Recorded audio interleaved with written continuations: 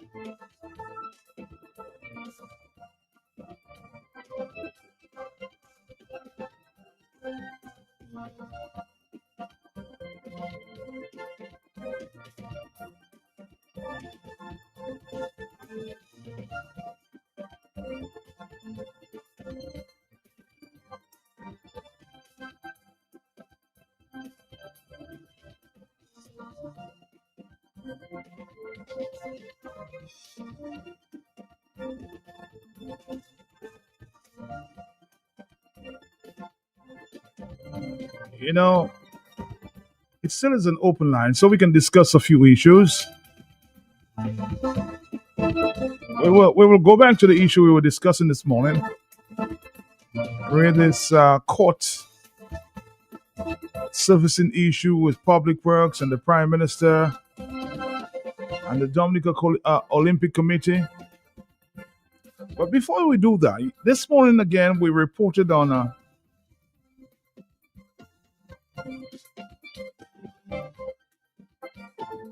a story involving Dominican psychiatrist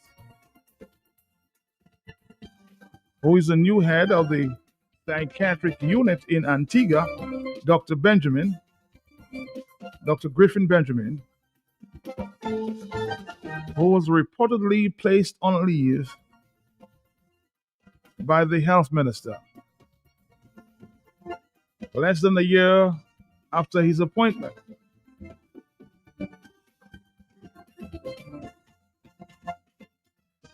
And the move comes as the Ministry of Health conducts an internal investigation into allegations of mistreatment involving a medical student from the USA who was confined at that facility last month. But from what I gather from the latest report I picked up from Antigua, the Ministry of Health there is saying that the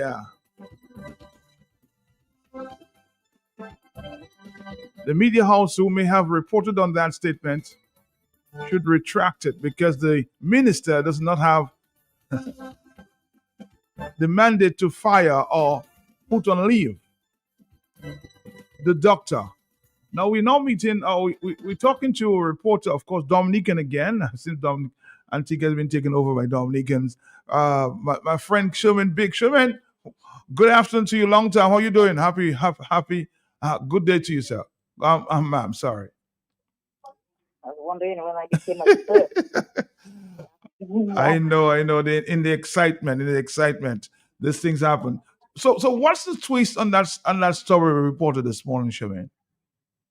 Well, there's no twist. The truth remains that um, Dr. Griffin Benjamin, the head of the Clearview Psychiatric Hospital in Antigua and Barbuda, has been sent on administrative leave with pay by the government of Antigua and Barbuda. In that, um, we wrote a story yesterday that he was sent on leave and by the Minister of Health. But the ministry sent a press release today saying, well, it wasn't the minister because the minister has no right to send any public servant on leave. So it was actually done by the permanent secretary, although they did not specifically state it was done by the permanent secretary. They're saying any decision of that nature would have to be taken by the permanent secretary. That was the only clarification that I saw in the press release. They did not confirm or deny whether they had in fact sent him on administrative leave. I can tell you, Matt, that I reached out to Dr. Benjamin yesterday, who confirmed that he received a letter on Monday, signed by the permanent secretary, CC'd to the Minister of Health that he is to take administrative leave with pay pending an investigation. So the only twist is that the minister is saying, well, hey, I was not the one who fired him or sent him on leave, really. He's not fired, he's on administrative leave pending investigation. So, I mean, that's just the crux of the matter. He is on leave. So the ministry is trying to dance around the matter? As usual, you know, it's I mean, we said that it was the minister who had in fact sent him on leave. And after that story came out, there was a lot of negativity, a lot of things being said about the minister. And the minister came out, you know, in a press release and said, hey, I wasn't the one who sent him. I don't have the legal rights or legal standings to send him on leave. This thing, you know, has to go through a certain structure. And I'll indicate it to you, they never said in the press release whether he in fact is on leave or not. But I had to confirm that yesterday before writing the story. All right. So what's the backstory there? What's the story about the student being mishandled or mistreated at the hospital? What are you hearing? Well, I'm hearing a lot of things. But what I know is this AUA student was admitted to the Clearview, and she made several allegations that she was treated like a prisoner there, her cell phone was taken away. I don't know what is the background to that story. I don't know if the allegations are true, but she did indicate through her family that she was taking action against the Clearview Hospital for treating her like a mad woman when she was simply having a panic attack over some personal issue. The ministry came out after her allegations and said, you know, we heard what you say. Right now, we are going to investigate the matter. As to the involvement of Dr. Benjamin in her confinement, I don't know because he did not speak to us, and he obviously cannot speak to anyone about the medical history of any patient. But I understand, Matt, through reliable sources, that his dismissal or being sent on leave, I don't want to say dismissal, but he's being sent on leave has been centered around that issue. That is what I'm being told, although he did not confirm it to me. All right. But of course, have you had any conversation with Dr. Benjamin just yet? Well, as I said, I called him yesterday just to confirm whether he was in fact sent on administrative leave. And he confirmed yes, he was. He received his letter on Monday. And it was signed by the permanent secretary and copied to the Minister of Health. So we know that he is sent on administrative leave pending an investigation. And as I said before, he did not want to go into details as to the internal affairs as to why that decision was taken. But rumor has it that it's because of the Clearview's handling of that AUA student who was a patient there for some time. Do you know how long he would be on administrative leave? I don't know. I have no idea how long that leave would be, but they said it's pending investigation. At least, Matt, on the bright side, he's still being paid. He's still what? He's still being paid. Okay, he's still being paid. You're right about that. Yes, if on you're the bright side. if you're on leave and you're still being paid, there are other issues that are actually developing in Antigua, but we'll talk about that some other time. I know No problem. I know you're a busy reporter, so you have to hit the ground. Okay, Yes. take Yes. care, Thank take you, care, Matt. take care. Sherman Vic in Antigua.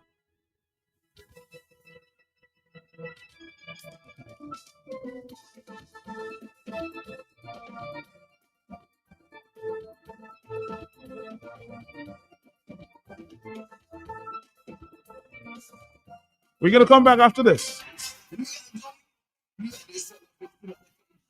Pique Padoué pour moi, le Creole Music Festival à Soufat à présent. Vendredi, $10. Samedi, $3. Pique saison, $6. Toi, nous explosif. Octobre 24 au 26, Stade Wilson Mackay Fibulé. Achetez tickets sur ligne sur www.dominicafestivals.com. Aussi, mon pharmacie et Dipex Colonel. Achetez vite ma poésie si vous parlez de ça. Festival Creole Mondial, World Creole Music Festival. C'est le festival où c'est culture et c'est down. Big news! Dominica Druid Center is now even closer to you with the opening of Druid Center Express, conveniently located on Cork Street, right next to Fresh Market. Get all your home improvement essentials fast with everything from tools and paints to home decor and more. Plus, enjoy the same great service you know and trust. Now, just a quick stop in the city. Visit us today at Do It Center Express, your partner in home improvement, now closer than ever. Oh, you, I just made goal winning Roseau again. Same place outside Flossie's. I tried to dock in, but you had time see me. Well, story start again. Million, lot of my power with Gaza.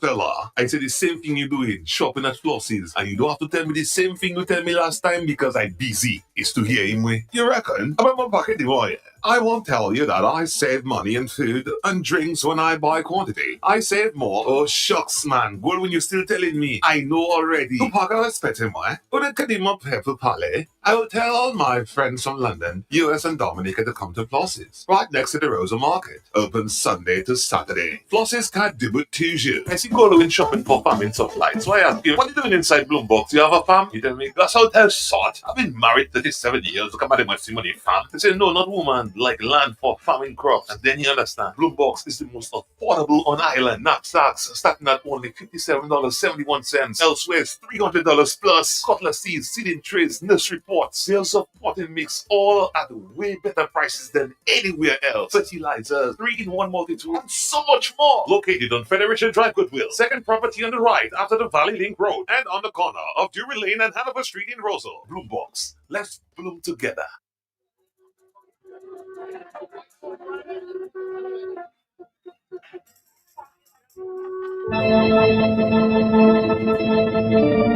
And now be back to the issue at hand.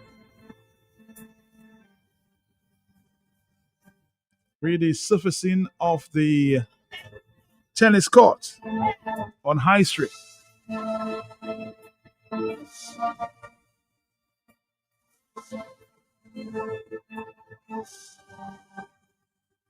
And the concerns of Mr. Billy Doctorow.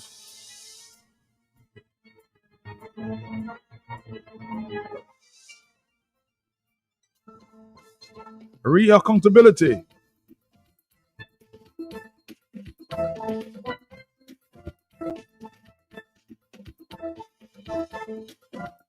$127. And I know this issue will be fully explored on Sports Wrap. Let's listen.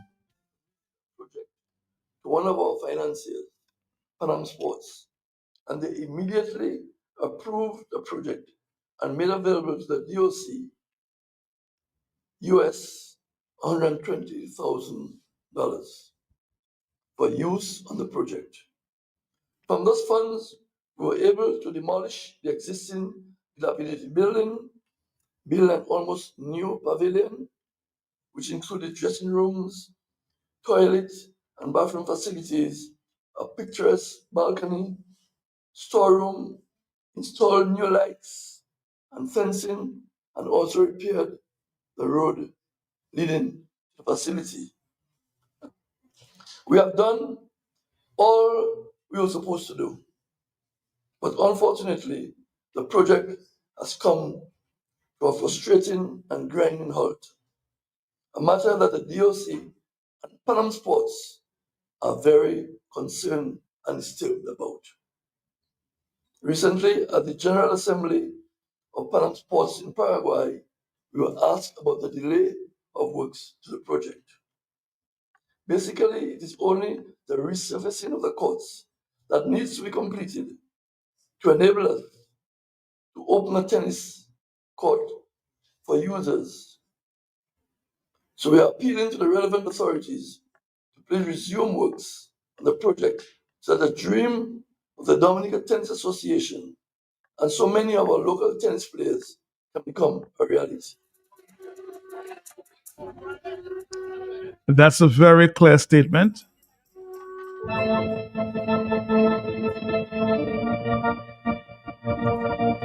And as I said, when asked the question at a recent news conference, I found out that the Prime Minister had this to say. Some funds available and we'll do so in the course of the next few days. It's an important facility that the Member of Parliament for Roseau Central was able to mobilize funds outside the government. So the government hasn't spent money on this project. These are funds coming from two sources that the Member of Parliament was able to receive, and she's done some work there. Part of the challenge we have is that they went ahead and they gave Public Works Corporation to do the surfacing of the court. This will just take asphalt and just pour anything as they follow this. Come on, you do not know that a tennis court has to be smooth. You do think who's on the patch in the roads in Dominica, and you get a big check after. Come on. So now this thing has to be ripped off, and redone.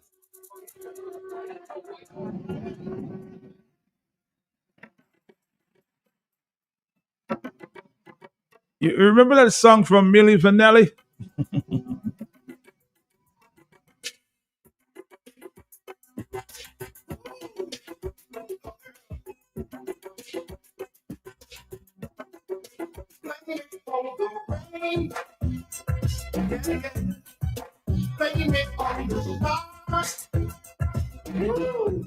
Somebody has to be blamed, huh? And it was revealed by a worker this morning that engineers from the Public Works Department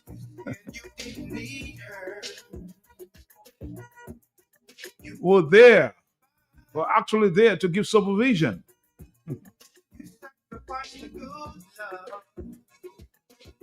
So who do we really blame?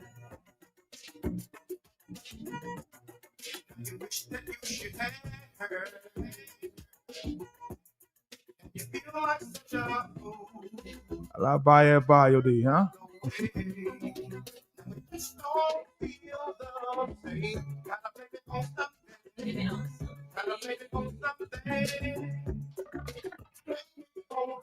One 1:32 is the afternoon time. Let's start taking phone calls. Oh boy. Hello, yes. Blame it on the sun. Matt, I get to get a sun bath and it's hot, but I in the sun. Blame it on the sun, Matt.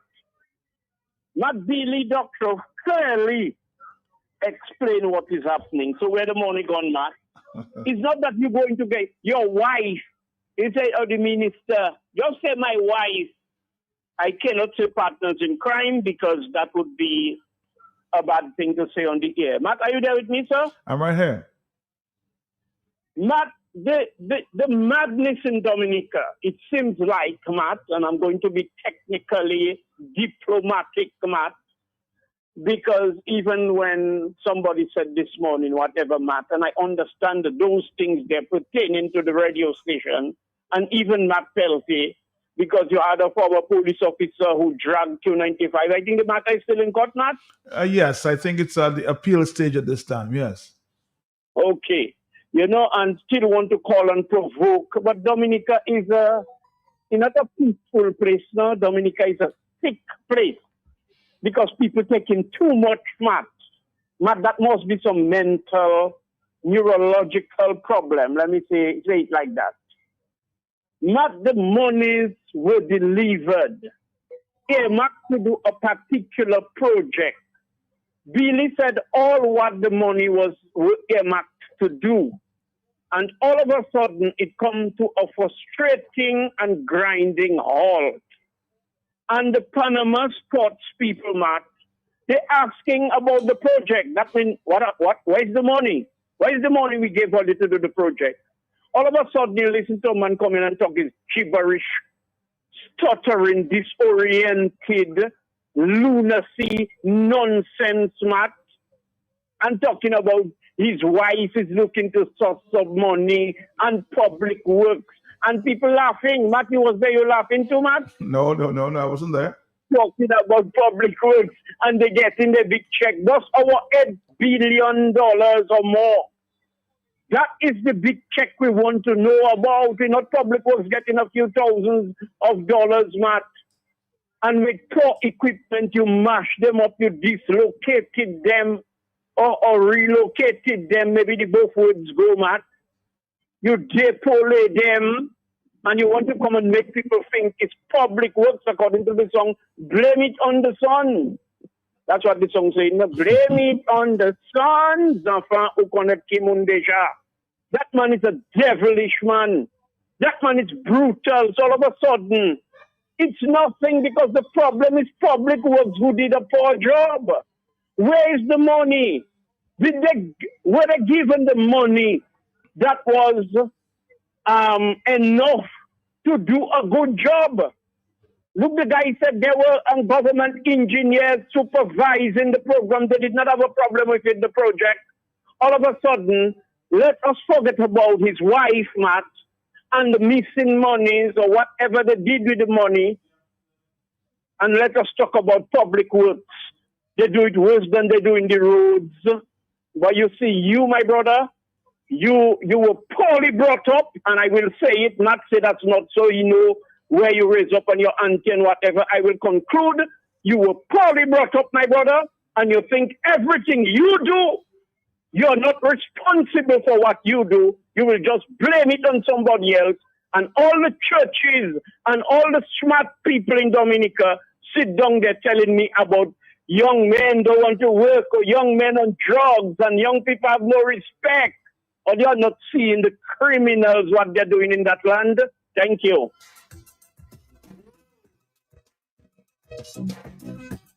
Good afternoon to you. Somebody says Scary should have known that the Public Works Department was not working, the equipment was not working properly to surface the court.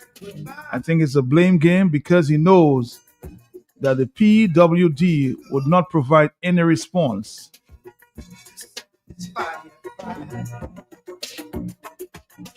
But if government provided no funds, why is the government involved and managing the funds, huh?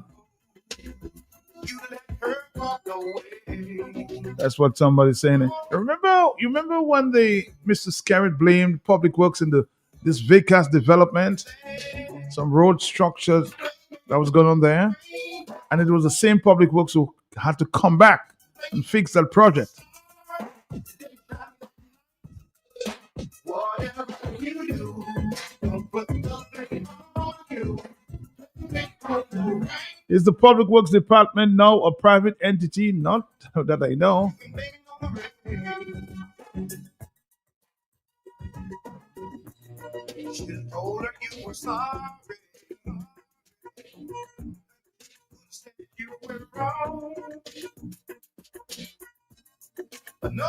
The heroism complex flaunted again and again. Public Works happened to be the victim this time. Are you there, caller? Sorry about that.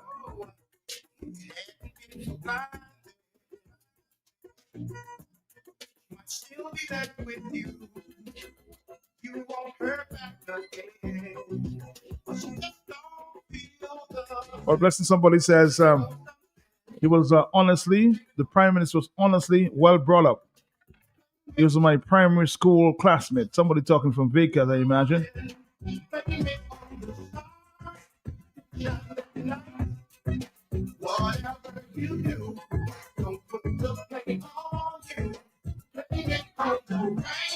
I mean, was there no collaboration between the necessary entities, engineers, Olympic Committee, Minister of Sports? I suspect they have all failed in this regard. So the job has to be done again now. If they did such a terrible job according to the Prime Minister, then why were they paid for the project?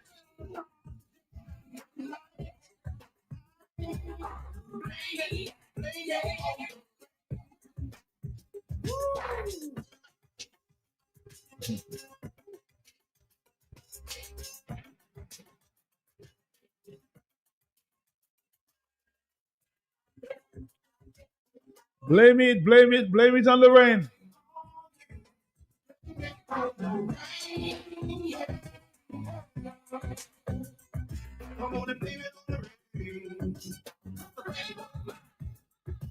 The rain don't care. You got to blame it on something. Blame it on the rain, yeah. Rain, yeah. Blame it on the rain, baby. Blame it on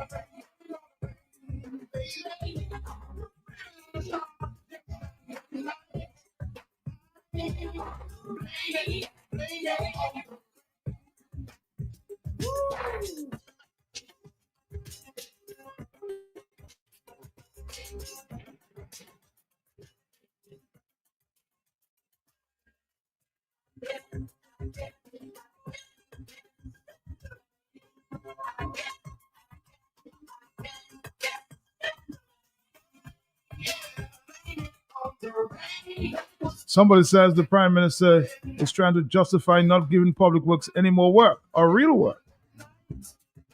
Fair comment.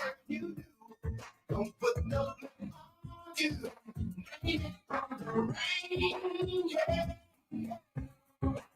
Blame it on the rain. Blame it on the rain. 449-3095, 449-3096, 449-3097-616-4257. Is Public Works going to make any statement to defend themselves? I mean, all the blame is being put on your doorstep, brother.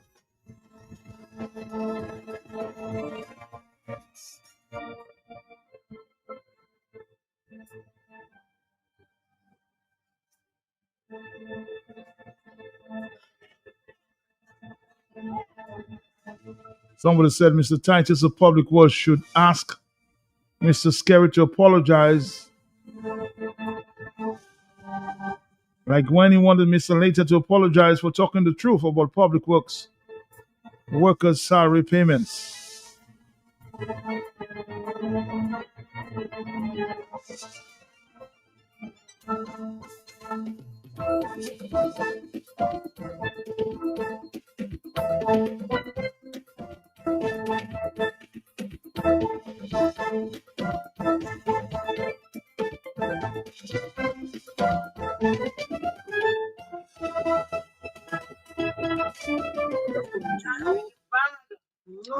Good afternoon to all of your listeners again, Matt. Matt, I'm listening to the program as usual, and my mind strike on an interview you had with the guy who represented China in Dominica. There, how you call him? The China representative. One time you had an interview with him, and he said to you that Dominica haven't got skills tradesmen. So I want to ask the Prime Minister a question this afternoon. Again, I will never stop asking because I am a citizen of the Commonwealth of Dominica. Mr. Prime Minister, are you endorsing by saying this about public works? Is it that you are endorsing what the ambassador to China said about Dominicans, that we do not have skilled workers? Is it that you're doing? Tell me, please. Thank you, Mark.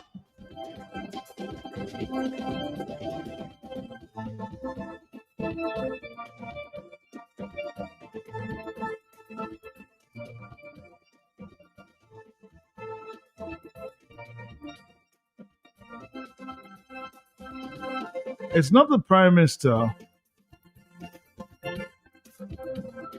or you want to say it's not only the prime minister that's publicly chastising an entity of his government.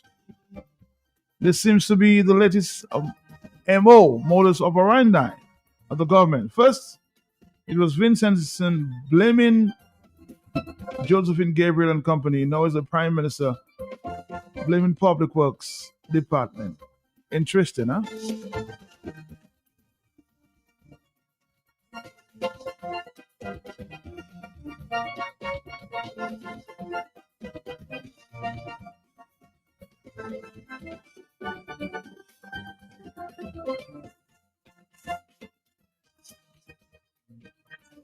Good morning to your listeners. I hope that everything is okay. Let me just add to the conversation at hand, which is really sports, and in particular to the tennis court. Matt, first of all, we should ask if Skerrit is the Minister of Sports.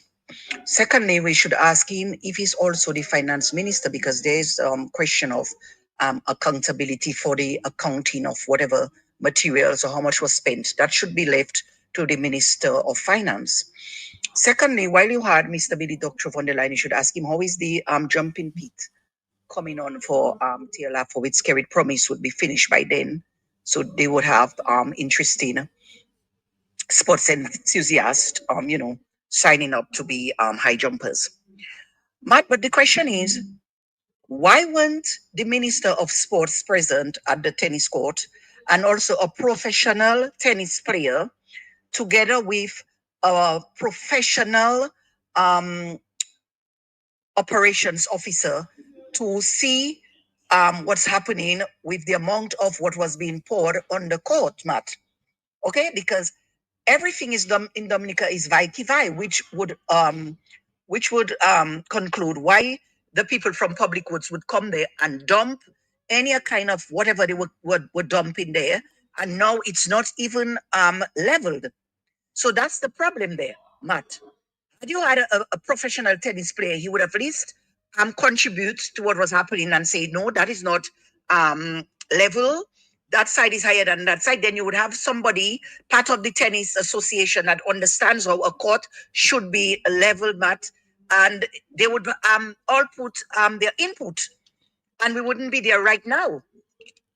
So, and then you have the question of where the money came from. What is the Minister of Housing doing in sports, in Minister of Sporting Issues, Matt? These ministers of government, Matt, they don't know where they are. I said that already. Nobody knows what they are doing. They don't understand the portfolio. The Minister of Housing is now getting monies and diverting monies for sporting facilities. What is this about? They have their paws everywhere and they do not understand, Matt, what's going on. And that is what leads to the problem. In local terms, in the juboom that is happening right now, everywhere. This is very concerning, Matt, very disappointing and frustrating. Well, somebody might say she was given the project because she's a PAL rep of the Roseau constituency, which would allow her play the politics, allow her to shine. Somebody says, please try to get a hold of the copy of the contract for the tennis court. You will be able to verify the terms and breakdowns of the payments. How would full payment be made on a project that was not satisfactorily done, so that the bad job must be undone? Another money be paid to get it undone. Someone should be sanctioned for the wastage of public funds.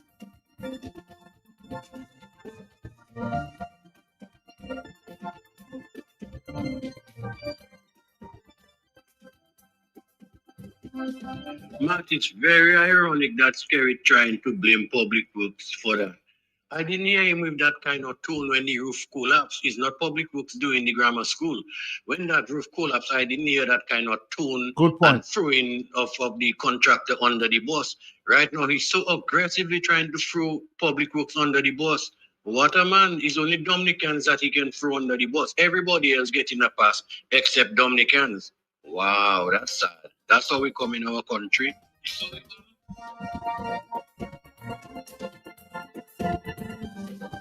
According to Spider, that is how we come. The same aggression, point taken there, caller, the same aggression that was meted out there on public works. We never saw that when the roof collapsed in the grammar school. Who was involved?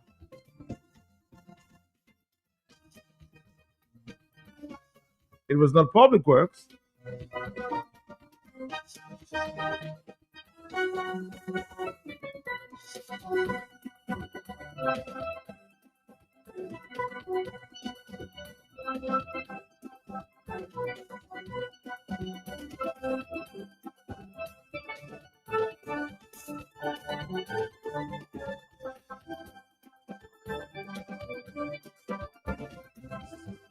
Mr. Titus Francis, somebody's asking that you should speak. You are in charge of public works. It seems your tongue has been glued with crazy glue. And that's a WhatsApp message. At the top of the hour, we have the Dominican Social Security. Stick around. Man, good afternoon. Good afternoon. I'm going to give public works the benefit of doubt. The benefit of the doubt. Man, let's say they did a bad job and they get lambasted. It's cool. It's okay because they did a bad job. But man, let's put things in perspective. I always like to see from numbers and common sense. I think the gentleman you played earlier on said that tennis court was built with $120,000 US, where they did demolition, rebuilding this road, this, that, and the other. And that went down and it did not come out like the big guy wanted, so-called Mr. Run Things. But let's flip the script. The grammar school went down, bust up. I don't know how many millions, maybe hundreds of millions, let's say in close to that. I don't know how many. I'm not going to try and count and figure it out. But in the millions versus 120-something thousand. I didn't hear not one peep, not boo, from the so-called Run Things about bad Chinese work, the structure that collapsed. Man, when we think and we say certain things, like my brother who just called you and asked a question, my brother, he is disregarding his people, the one who calls all the time and asks a question from the Tula. And I just want you to know, I could answer that question for you because so-called Run Things will not answer it. More money has spent in this country from half-ass work by the Chinese, and that man has said nothing. That is why I always say he don't like his people. He's Chinese. He's a foreign mind and local body, as far as I'm concerned. And he never will love his people because in his nature, he's been brainwashed to think like that. Matt, I can go much further than this. I'm out. I just want to make a comparison and let people start to think of the difference. Thank you. All right. As it relates to the Chinese were not the ones who, just a correction there, they were not the ones who built the roof at the Dominica Grammar School, okay? It was another contractor. Investigations continue, okay? So it was not the Chinese. This time, you can't blame the Chinese, okay? 449-3095, just a point of correction there. Thank you very much.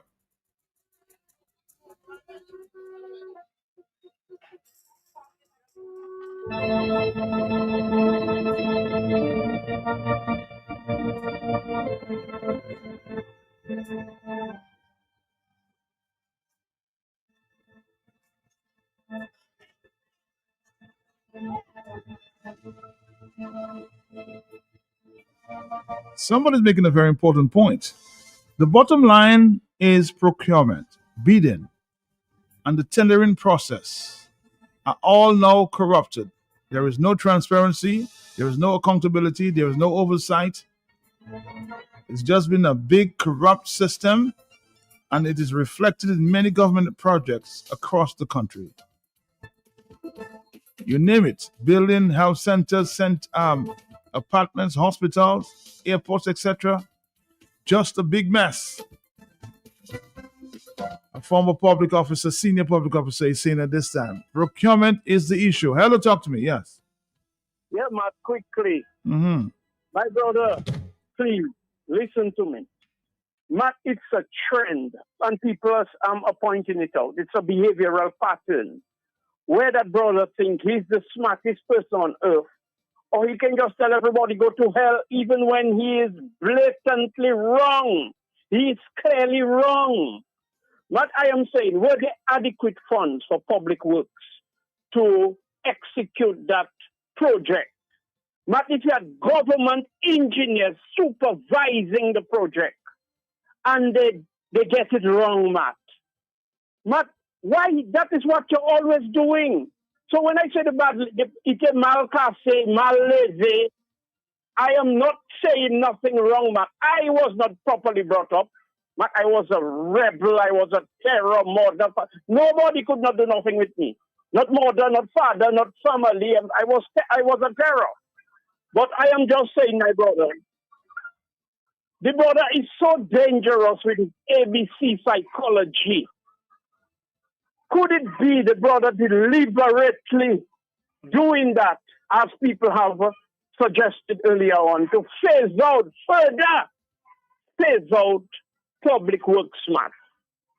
You take them, but look at what they are doing there right now. Nothing. I heard some passport seller board there. I heard the Chinese board there. That's where public works used to be. And no proper equipment. Now I listen to a former employee talking about, whatever was not good and it was not good. Can you imagine, Matt? So if that's the predicament of public works, you're setting them up to fail. And then you can turn around, not blame your wife, because it's not she that managing the program, not she that give the program, Matt. Well, she's the power rep, yes. So she's in other words, she's overseeing what's going on. Yes. At least overseeing and all of that. So, Matt, if the money falls short, if the program falls short, if there is error, some deficiency in the program, it's she that has to be blamed, Matt. Because it's they that doing everything in Dominica, it's they that know everything. So I am not saying that scary, Matt, is not from day one a man that is properly brought up telling Dominicans, go to hell. It's not your damn business. Matt, no law, no constitution, not afraid in all your ass. Try to set up Mr. Linton here and Tony Astafans. All kind of crimes that man is involved in against the citizens of Dominica. And somebody telling me that man was properly brought up. If he was not, that man is demonically possessed, my brother. Something is running scary brains. The man cannot be consistent in his ruthlessness, rude, and disregarding Dominicans. And every time since money reach around Skerrit and them, there is a scandal. Thank you. Good afternoon to you. The Prime Minister wants to condemn public works, but look at this bad job Gadakan did on the Lapland Mount O'Daly's Road.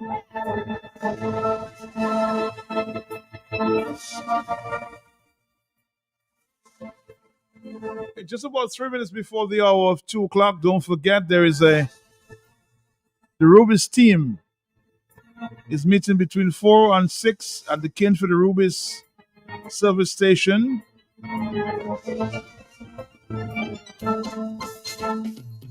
Spin the Rubis wheel and win fantastic prizes, including a chance to grab cash in the Rubis Cash Cube. Terms and conditions apply. We expect our friends from the Dominica Social Security for the next hour. Hello, talk to me. Yes?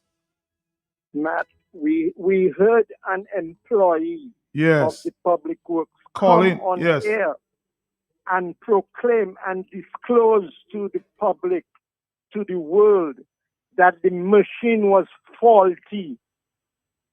And even engineers of public works were present.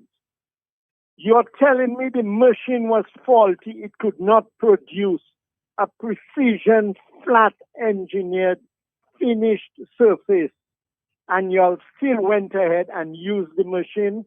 Lord help us with the Roseau Enhancement Project if y'all are going to be using that machine, because Cox Street will be bumping up and down. Have a blessed day, my brother. All right, Peter. Thank you.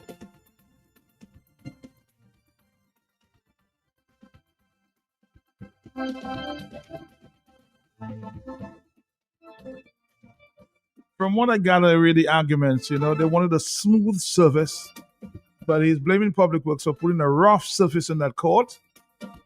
So again, it has to be taken apart, money wasted, and resurfaced in just the way they wanted it.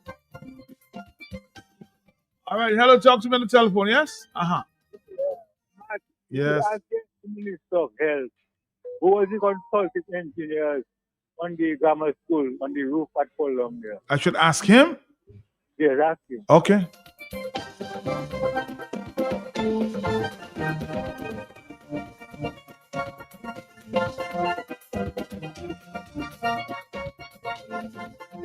Now, somebody says the government also got a big check of $40 million for the whole of Roseau, which is also he gave to his wife, so of course, to manage. But this 41 million you're talking about is not about, was not given for the court. The money came from other international organizations, okay? Says the people so lying so much with this blame game issue.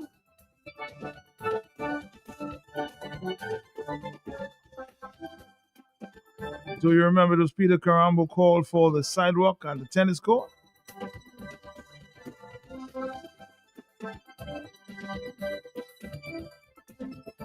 Let's take a break. There are many other issues to explore, but let's take a break and blame it on the rain. We're going to come back, Dominic.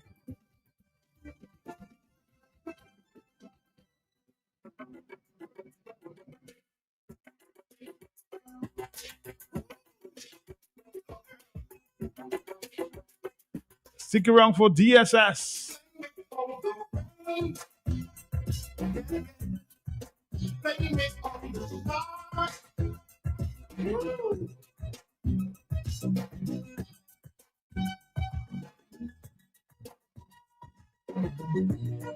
Said you didn't need her. You told her goodbye. The Dominican Social Security next. You sacrificed the good love. Stick around.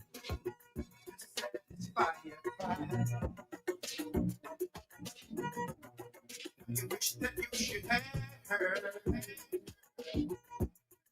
You feel like such a fool. You let her walk away. And we just don't feel the same. Gotta blame it on something. Gotta blame it on something. Blame it on the rain that was falling, falling. Blame it on the star that shine on. Whatever you do, don't put the blame on you. Blame it on the rain, yeah. You can blame it on the rain.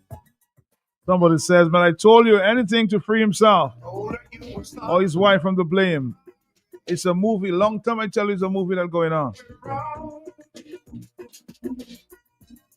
No, you couldn't do that. No, you had to prove you were strong. Oh, you had to be so blind. She might still be there with you. You won't hurt back again. But she just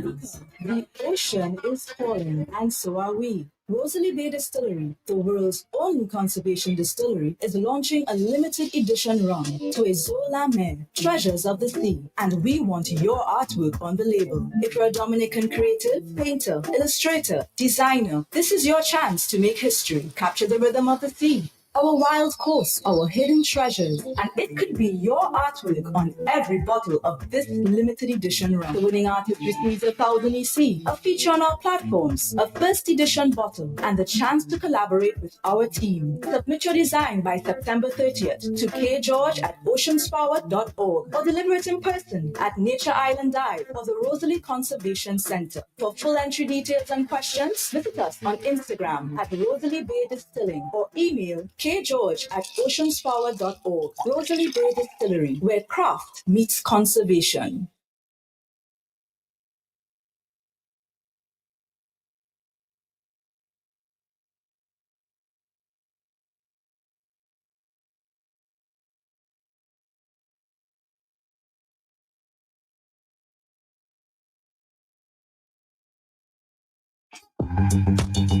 There's smooth. And then there's Guinness Smooth.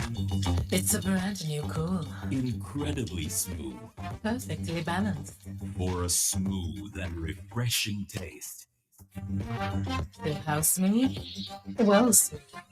Guinness smooth. For a smooth and refreshing taste. New Guinness Smooth. Must be 18 years or older. Drink responsibly. Socialize responsibly. Locally distributed by Belfast Estate Limited.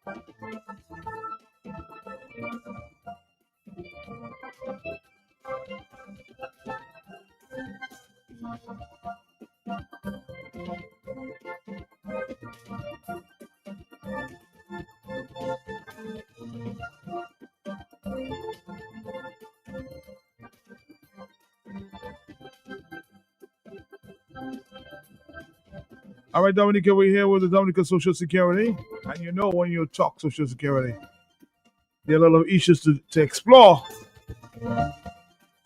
So let's talk Social Security.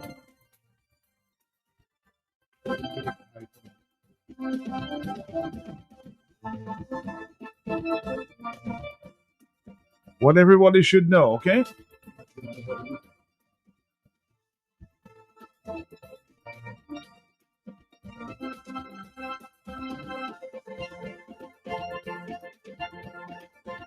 So let me allow the full team.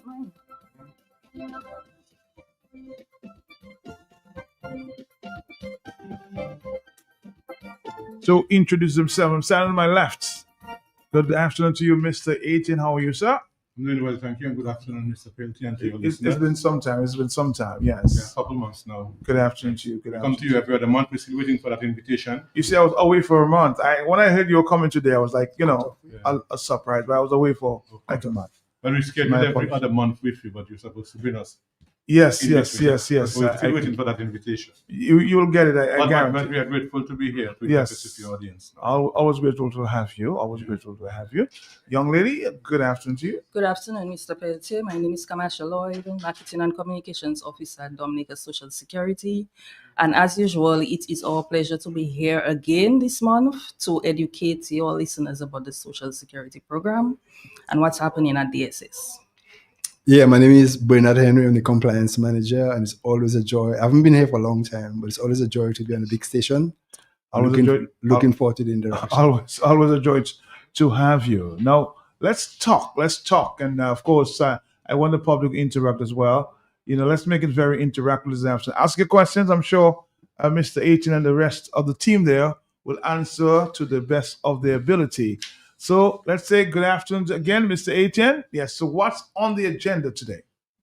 Well, we basically going over, because we're trying to educate and inform the public about everything Social Security. And I think we went full circle and, well, not necessarily maybe on your program. Mm-hmm. But we're basically going back to the basics. The Social Security Is there a need that you're going back? But yes, because unless and until everybody who is supposed to go to Social Security is there and availing themselves of the protection that we provide, there is still need for us to educate people. Okay. Because we exist to provide income protection to persons who are working, and everybody who is working in Dominica is not currently part of Social Security, whether they work for themselves, whether they work for other people. They're not part of the system, and unless and until we cover every eligible person in Dominica, there is still room for us to educate people. That includes foreigners as well. Anybody is working in Dominica is supposed to be registered and paying contributions to Social Security. All right, let's just educate us on the basics program. Why Social Security? Why Social Security? You want to take that out? First of all, let me just begin by there's a very obscure book in the Bible, right? It's called the book of Hosea. Okay. And in chapter 4, verse 6, Hosea chapter 4, verse 6, the good book says that my people are destroyed for lack of knowledge. And I can tell you, Matt, that that verse is very instructive because it tells us that people lose out a lot. They get destroyed because they do not know what they're supposed to know. You know what I mean? And I have been at Social Security for quite a long time, at least 2 generations, all right? And I've seen, during the time that I've been there, I've seen people lose out. 2 reasons. One, in some cases, they actually qualified for Social Security benefit, and they were not aware that they were eligible to receive benefit. And so because of that, they didn't receive, some of them didn't receive for years until somebody actually mentioned something to them, or because we were somewhere on a program like here, or in a town hall meeting and so on. When we came out with information, people then found out, but they said, but wait now, I satisfy those conditions there. And then we discovered that they were, and we also have situations where people miss out because there's certain criteria for qualifying for benefit. Okay, and people in some cases miss out by just 1 or 2 credits by virtue of the fact that they were not aware that credits are important for qualifying for benefit. And as we go along, we'll explain all of those things. But Social Security in itself is very important. It is something that, everybody in Dominica can, in some way, some shape, some form, benefit from. And I'm really happy to be here this afternoon, big station, as I said, trying to disseminate that information so that everybody can be the benefactors of that. How do you become a member? If we're starting from the basis, how do you become a member of Social Security? Well, there are 3 categories of persons who become members of Social Security. Number 1, you have employees. The law says if you're working for somebody at the age of 16, you're between the age of 16 and over, but under the age of 65. You work for a person in a contract of service. The law requires that you get registered to pay Social Security contributions. You also have self-employed persons who work for themselves. If you work for yourself, you're required by law to get registered and to make contributions for yourself. And you also have what we call voluntary contributors. A voluntary contributor is a person who is not, within the Dominican context, that person is not an employee working in Dominica, or he's not a self-employed person working in Dominica, but that person wishes to pay contributions on his own behalf. So my friend, for example, some person might be living in Guadeloupe. So what's the formula there? you don't work in Dominica, but you want to be part of this. Right. Yes. So if you have a person work, not an employee working for somebody else, and not self-employed, but that person have some disposable income that they can pay, that person can pay for themselves. But most of the people who take advantage of that particular program, that particular feature that we have, are people who live overseas, work overseas, but not part of the overseas program. So, for example, you might have people in Guadeloupe who are not part of the French social security system, but they want to continue paying social security on their own behalf, so they can pay contributions as voluntary contributors. You have people in St. Martin, people in states for that. There's several people in states who pay contributions as voluntary contributors. Some of the reason, one of the main reasons being that they probably did not have enough contributions to qualify for a pension in Dominica when they left. And so they want to continue paying so that they qualify when they attain the retirement age.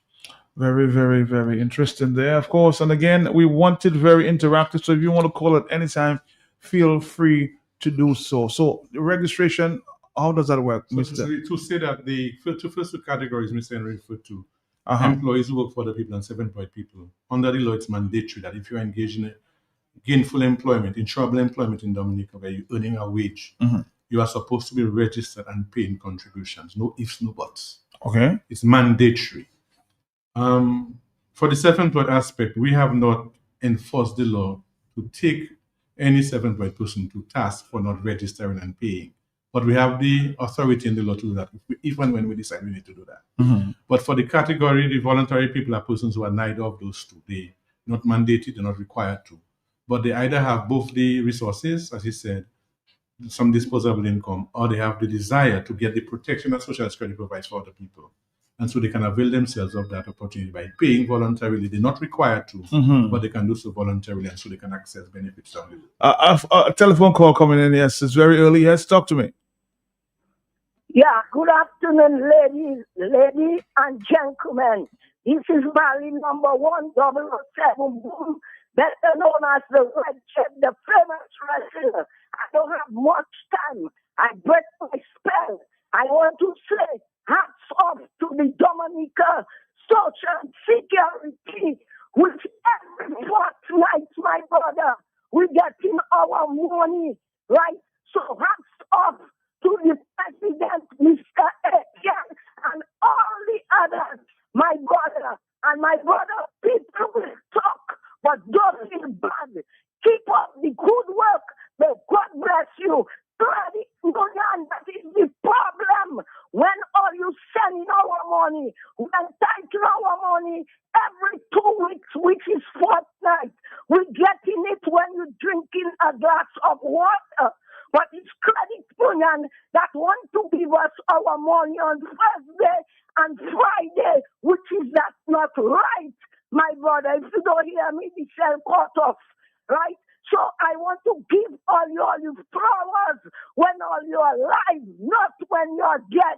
All you is the fortnight people lifesaver, all your miracle rescue angel. May God bless all you, protect all you. And I'm calling on the board of the credit union. Bring back Mr. Irish back in the credit union. Long live Social Security. God bless all you. May all you live and reign in the kingdom of heaven. Everybody upstairs, downstairs, kitchen, cellar have been doing a good job. When I come on the radio and talk, Matt will talk over me and cut me off. So I break my spell for me to talk about Social Security. God bless all you. God bless you, Marlon. God bless. I think always for a little time. Marlon, you're always welcome.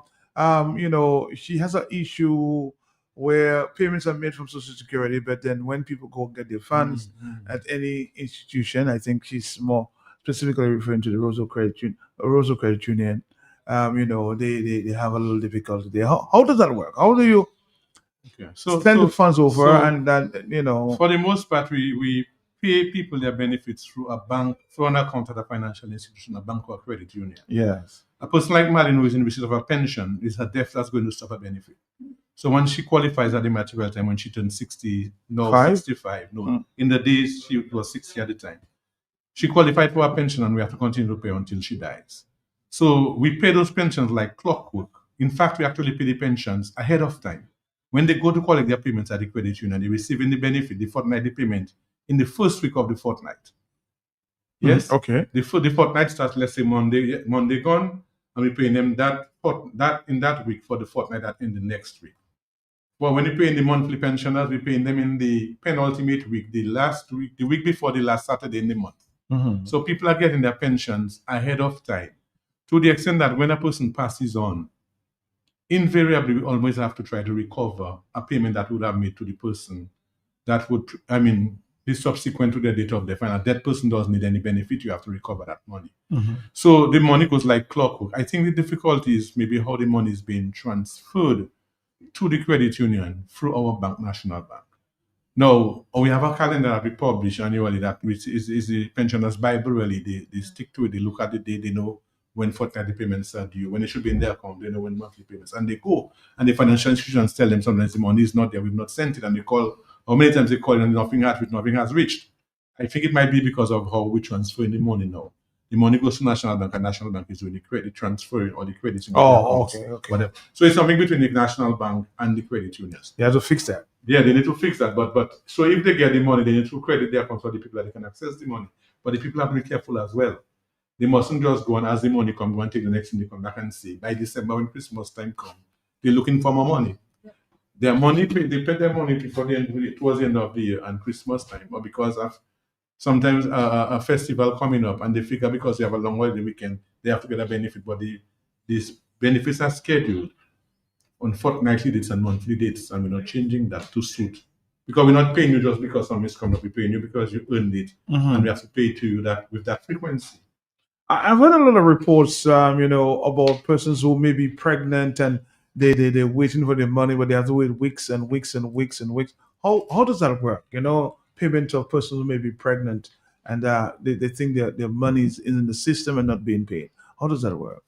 Okay, we pay different benefits. Yeah. So we pay benefits in the short term while you're at work. What we refer to as short term benefits, that is sickness and maternity. The person you're talking, in this case you're referring to. Somebody is pregnant and the person has to abstain from work at some point to have a baby and spend some time there and so on. So that's a benefit that's available to the person if the person is a working person and the person is at work and the person is pregnant. Because even if you have 20 years contribution in the system and at a moment in time you are not working and you are pregnant or you are sick, because you are not now earning a salary, you do not qualify for the benefit even if you have contributions in the system. So it's not every pregnant woman who will be able to access maternity benefit. It's not every sick person who will be able to access Rewind that. sickness benefit. I will never get pregnant, so but rewind that. No, tape. I need to those clarify. those benefits we pay are income replacement benefits. Okay. Benefits to replace income you cannot receive, you cannot now earn because something happened to you. You're sick, you cannot go to work, you cannot have access to your income. You're pregnant and you have to abstain from work because you have to have your child and you have to spend time nursing your child. Mhm. You cannot receive your salary because you're not going to work at that time. You had an accident and because of the accident you cannot go to work. You will not have access to your salary. We replace that for you. You become pensionable, you're not working again. So all the benefits we do is income replacement benefits. I'm saying that I, as a person, having worked for 40-something years and have those many contributions in the system, for whatever reason, I find myself in transition now. And lo and behold, a bout of sickness take me. Mhm. I will not be able to access sickness benefit from the system at the time because I am not in the business of earning a salary at that moment. So there is no salary to be replaced for me. Okay. Right?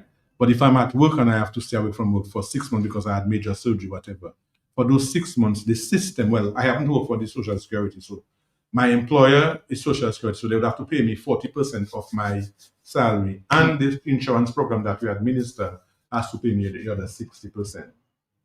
I mean, it might be difficult for you to appreciate because Social Security and whatever the insurance program and my employer is one and the same. Okay. But you as an employee of Q95, for example, your employer will pay you 40% when you're sick, and Social Security will pay you 60%. 60 and 40 is 100%. But you have to be in employment and you have to be abstaining from it because you are sick, and because you're sick, you're not going to earn your salary. How do you qualify? I know I have a friend somewhere in the States that says he qualifies for Social Security, but he has someone picking up funds on his behalf. Who qualifies for that? In other words, his wife may be in Dominica. I can just, and she's the one responsible for picking up the funds. He said, "Okay, go pick it up." Can that happen? We send the monies to an account. So if the person is in receipt of a benefit, the money goes to an account at the bank or credit union. So she cannot come directly to Social Security. We don't pay people benefits over the counter. No. No.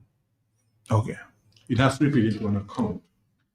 We may have a few people that maybe historically were getting paid their pensions like this, but these are the numbers are dwindling as people die off. We're not paying any new benefit directly by check or over the counter. It has to be paid to a bank account.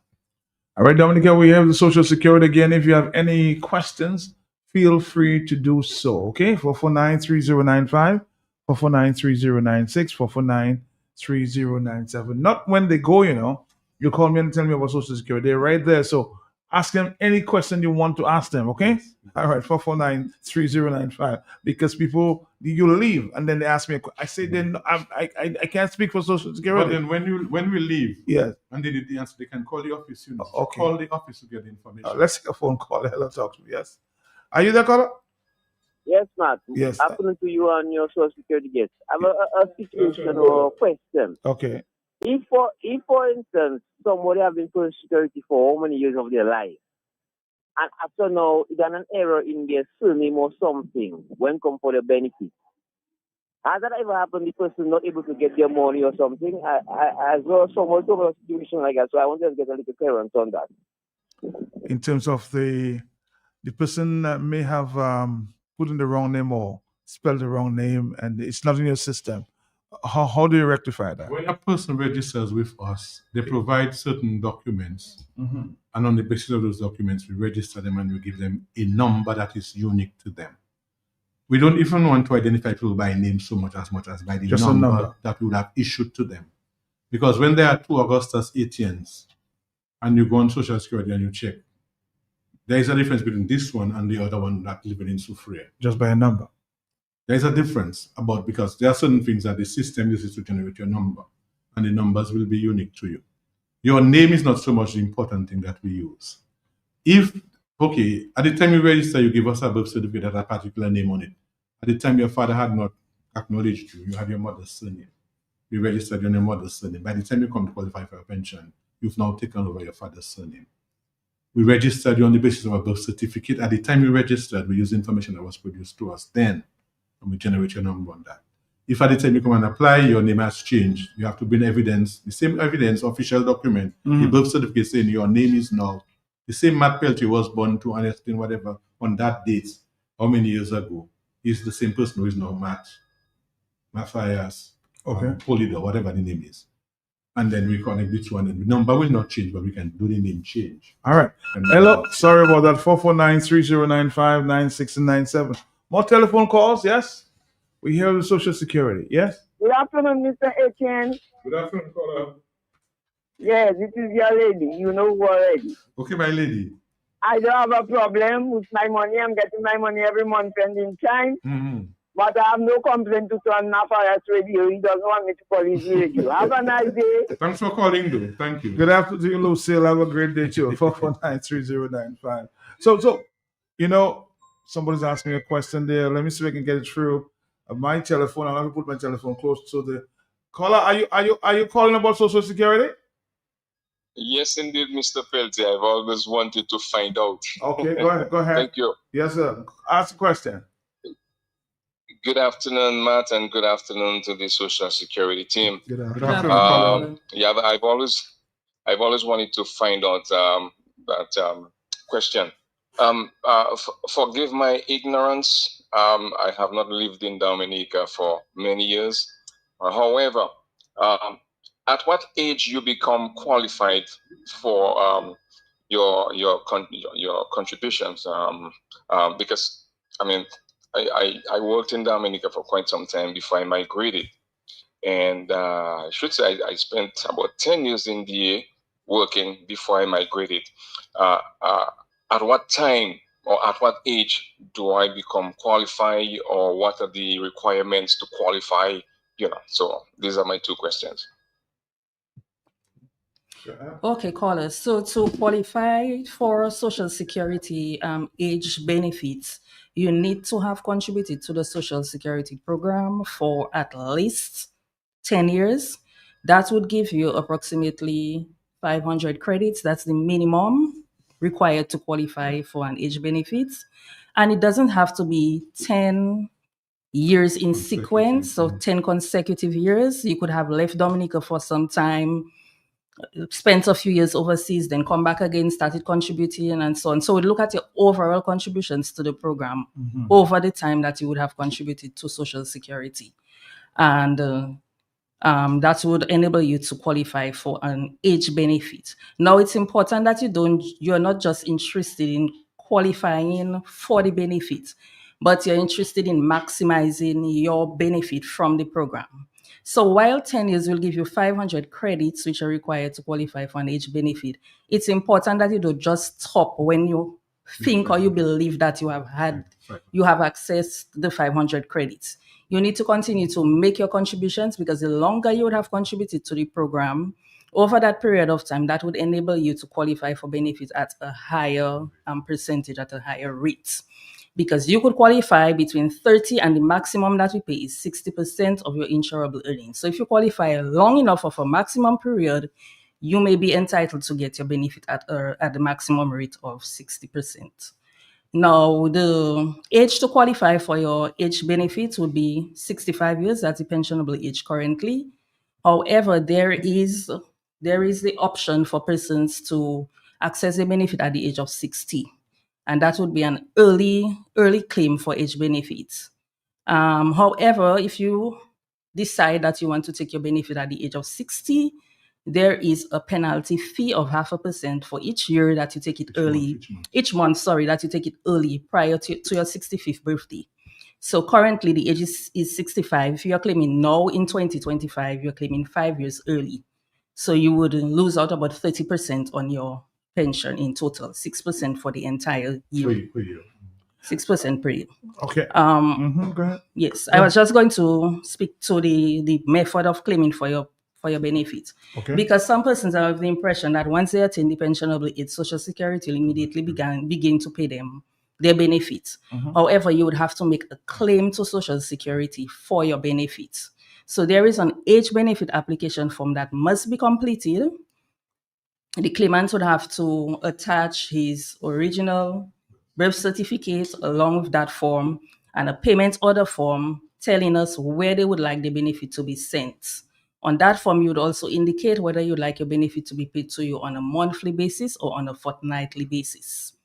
You would make that claim to Social Security, and from there would process your benefits. If you're out of state, it is important that you must notarize all the documents that you're sending to Social Security, because you're not making the claim in person. So again, we will not automatically begin to pay your benefit once you attain the pensionable age. You would have to make a claim to Social Security to begin receiving your benefits. And that's for everybody. Yes. That's for everybody. You have some public officers who are in receipt of a bridge pension from government.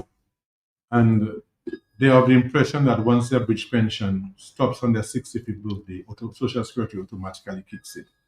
We will kick in, but you have to make an application, because although we have on file Mr. Henry is reaching 65 whenever next year, when that time comes, we don't know if Mr. Henry is there or not. So Mr. Henry have to actually make a claim. So our system, we can tell that we have this number of persons attaining pensionable age in the coming months, but we don't know if they are around. So they actually have to make a claim, and it's the filing of the claim that triggers us to process a benefit for them. Okay, let's take another phone call. Are you there, caller? Yeah. Yes, I'm there. Okay, Yes, good afternoon. Good afternoon. Yes. I want to find out if you have been working and making your contribution, and you said up to you to be qualified, you will have to pay up to 500 credit. Yes. Right. Okay. And then, unfortunately, you happen to be not working anymore, but you may be falling short by 100 or 150 credit. Can you, and then you may be close to 60 or whatever, can you come and pay off the balance to be entitled? I would like to, I would like to find out. Interesting question. Very interesting question. But just for the sake of clarification, because we just use the term credits, and I'm sure some people are not really certain as to what that is. A credit is something like a point that we award point to system. a point system, right? Something that we award, like Manchester play against Arsenal, Arsenal win, Arsenal get 3 points, that kind of stuff. All right. So for every week, in respect of which a person works and pays contributions to Social Security, we award that person 1 credit for each week. So, for example, if we're in the month of September right now, so when an employee, when an employer pays for an employee for the month of September, what we do, we look at the calendar to see how many weeks there are in September. The number of weeks is normally determined by the number of Mondays in that month. So if the calendar indicates that there are 4 Mondays, we award the person 4 credits. Pay for the next month, there are 5 credits, there are 5 months, 5 weeks in that month, we award you 5 credits, that kind of stuff. So if a person pays from January to December, non-stop, at the end of that year, that person would have been awarded 52 credits by virtue of the fact that there are 52 weeks in the year. So when Mrs. Lloyd said that it's 10 years, 52 times 10 is 520, which means that if you work for 10 years non-stop, at the end of 10 years, you would have had the 500 credits. So to answer the question the gentleman asked as to if you're short, and that's a very interesting question, because just yesterday I was looking at a claim where the gentleman had 499 credits. Okay, 499 credits. He's only short by 1 week. And I'll tell you, Matt, if he didn't pay that 1 week, then obviously he's not going to qualify. The good thing about that particular scenario is that this person actually worked in another country, another CARICOM country. And we have what is called the CARICOM Reciprocal Agreement on Social Security, where if a person works in multiple CARICOM states, you work in Dominica, you work in St. Lucia, Antigua, St. Kitts, and so on. When you submit your claim, we totalize all of the contributions that you pay. So we add what we have in Dominica with what you have in St. Kitts and so forth to enable that person or to assist that person in qualifying for pension. So in the case of this person who had 499 credits, because the person worked in another country, that the number of extra contributions, the credits the person paid in that country will assist them in qualifying for pension. But if they had not paid elsewhere, then they unfortunately, they would not have qualified for a pension. We would have paid them a grant, which is a lump sum amount. Hello, talk to me on the telephone. Oh, sorry about that. 449-3095. Somebody wanted you again, Mr. Etienne, to explain the benefits as it relates to sick persons. I think that's a question. I think that's what I got. Ask Mr. Etienne to explain again about getting payments while sick. Can you explain again about that? So I'm saying that the benefit, sickness benefit, maternity benefit, injury benefit, all the benefits are to replace lost income because your earning ability has been affected by those things: illness, pregnancy, accidental injury, disability, old age when you become pensionable, and death. Those moments when those things happen, if you qualify, meaning you have paid the requisite number of contributions, you qualify. I think the question, and probably I didn't answer it completely, was the person was concerned about the timeliness or how much time it takes to pay the benefit. We get claims on a daily basis, and we're processing claims on an ongoing basis. Claims are processed in the order in which they are received. You have instances when you have a lot of claims, a large influx of claims coming in because of, let's say, a sudden bout of the flu every year. Something happens around Carnival or Creole Festival time, something like that happens. And you have a large influx of claims. Sometimes you run into backlog situations. We've also had a situation within the last few months where we are in transition between our old IT system and a new IT system. And because the payment, the processing of those claims, sickness, maternity, are dependent on recent contributions, all of those things are not working as they're supposed to just yet. And that is what has created a delay. But ordinarily, which a person should get paid their sickness or maternity benefit within 2 to 3 weeks of us receiving the claim. No, our receiving the claim is not dependent on us. When the doctor issues the medical, the person is supposed to get the medical to the employer, who has to complete a section of the form and submit the claim to us. There are instances when people come to us to inquire, and sometimes the claim don't even reach us, but they submitted the claim to the employer. They've been sick for many months. But unless and until we receive a claim in the office, we don't know that the claim exists, so we cannot process a claim that's not received. But we had a difficulty within the last few months where claims came in on time and people wait a few months before they get paid. We're trying to deal with that. This month, we're making headway to try to deal with all of those by the end of this month. Okay, so somebody's asking and concerned about the NEP workers and Social Security. How do they contribute towards their future? Every employer in the state who engage people is supposed to be paying contributions for their workers. Including NEP workers? Yes, the NEP arrangement changed some time ago, where before the village councils used to pay, but for a couple of years now each? Not just a couple of years, yeah. A couple of years now, I think, took over by government. Or they're paying, sometimes they start in paying, but they pay. So the employers are paying for the NEP workers, whether it's done on a timely manner, it's another matter, but they pay. A very important question now. Could the officers explain the bridge pension as negotiated by the union and government as it relates to Social Security? My bridge pension expires at the age of 65. What happens thereafter? Does my bridge pension continue, or does one have to apply for the continuation of the bridge pension? When historically Social Security was paying pension at the age of 60, right? Right. And all the employers in the state of Dominica were guided by that. They were allowing people to work until they got to the age of 60. Government had a situation where government used to ask people when they started working to sign up at what age they want to retire. And when we start working at 18, 20, 50, 55 is a long way off. A lot of people signed up to retire at 55. And in the past, a lot of people retired at 55 and so on. Government eventually brought their age up to 60. And by the time they were bringing their age up to 60, we were moving our age from 60 to 65. And as Mrs. Lloyd explained, if you take your pension anywhere between 60 and 65, you're taking it earlier than it is due to you, and you're receiving a reduced pension. A reduction that equates what you would have gotten that much earlier than you should have gotten it to if you had waited and get it for the rest of your life. Government, at the same time, while we increase the age to 65, they require public health servants to retire at 60. So there's going to be a 5-year waiting period. If they take it at 60 when they retire from the service, they have to come and lose 30% of their benefit. Government put something in place to provide public officers who are retiring with a bridge pension to tie them over from the time they exit the service at 60 to the time they qualify for their full pension from Social Security. Okay. So I think they better ask government and the union, but so what they do, they sign up, they accept the bridge pension from government, and government will pay them a bridge pension until they qualify for the full pension of Social Security. So we share information. Government. So that question should be put to government? No, I'm saying no. I mean, I can tell you how they calculate and that kind of thing. These details. Okay. But then, if you work in the service, government put that provision in place so that you do not have to settle for a reduced pension from Social Security. But the important thing is, as the person indicates, their bridge pension will expire at 65. For them to access the Social Security pension, they need to apply.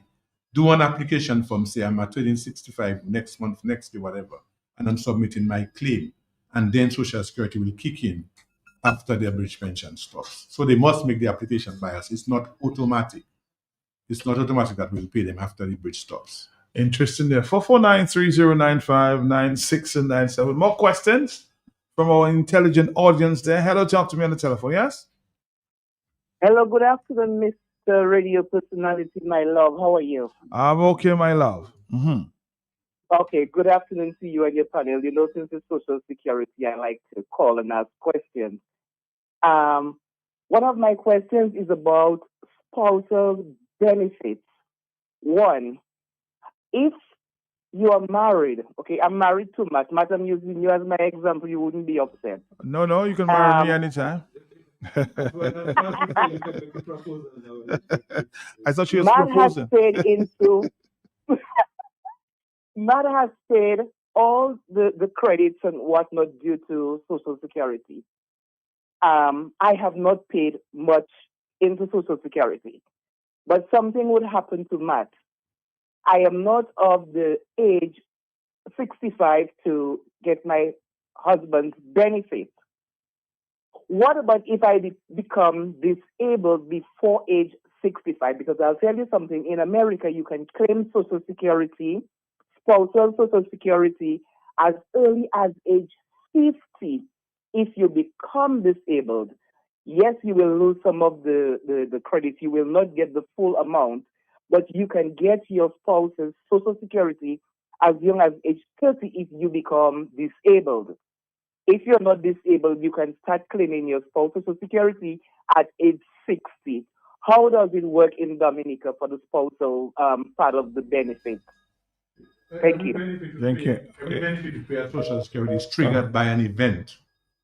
In the case you describe, in the event would be the death of your spouse.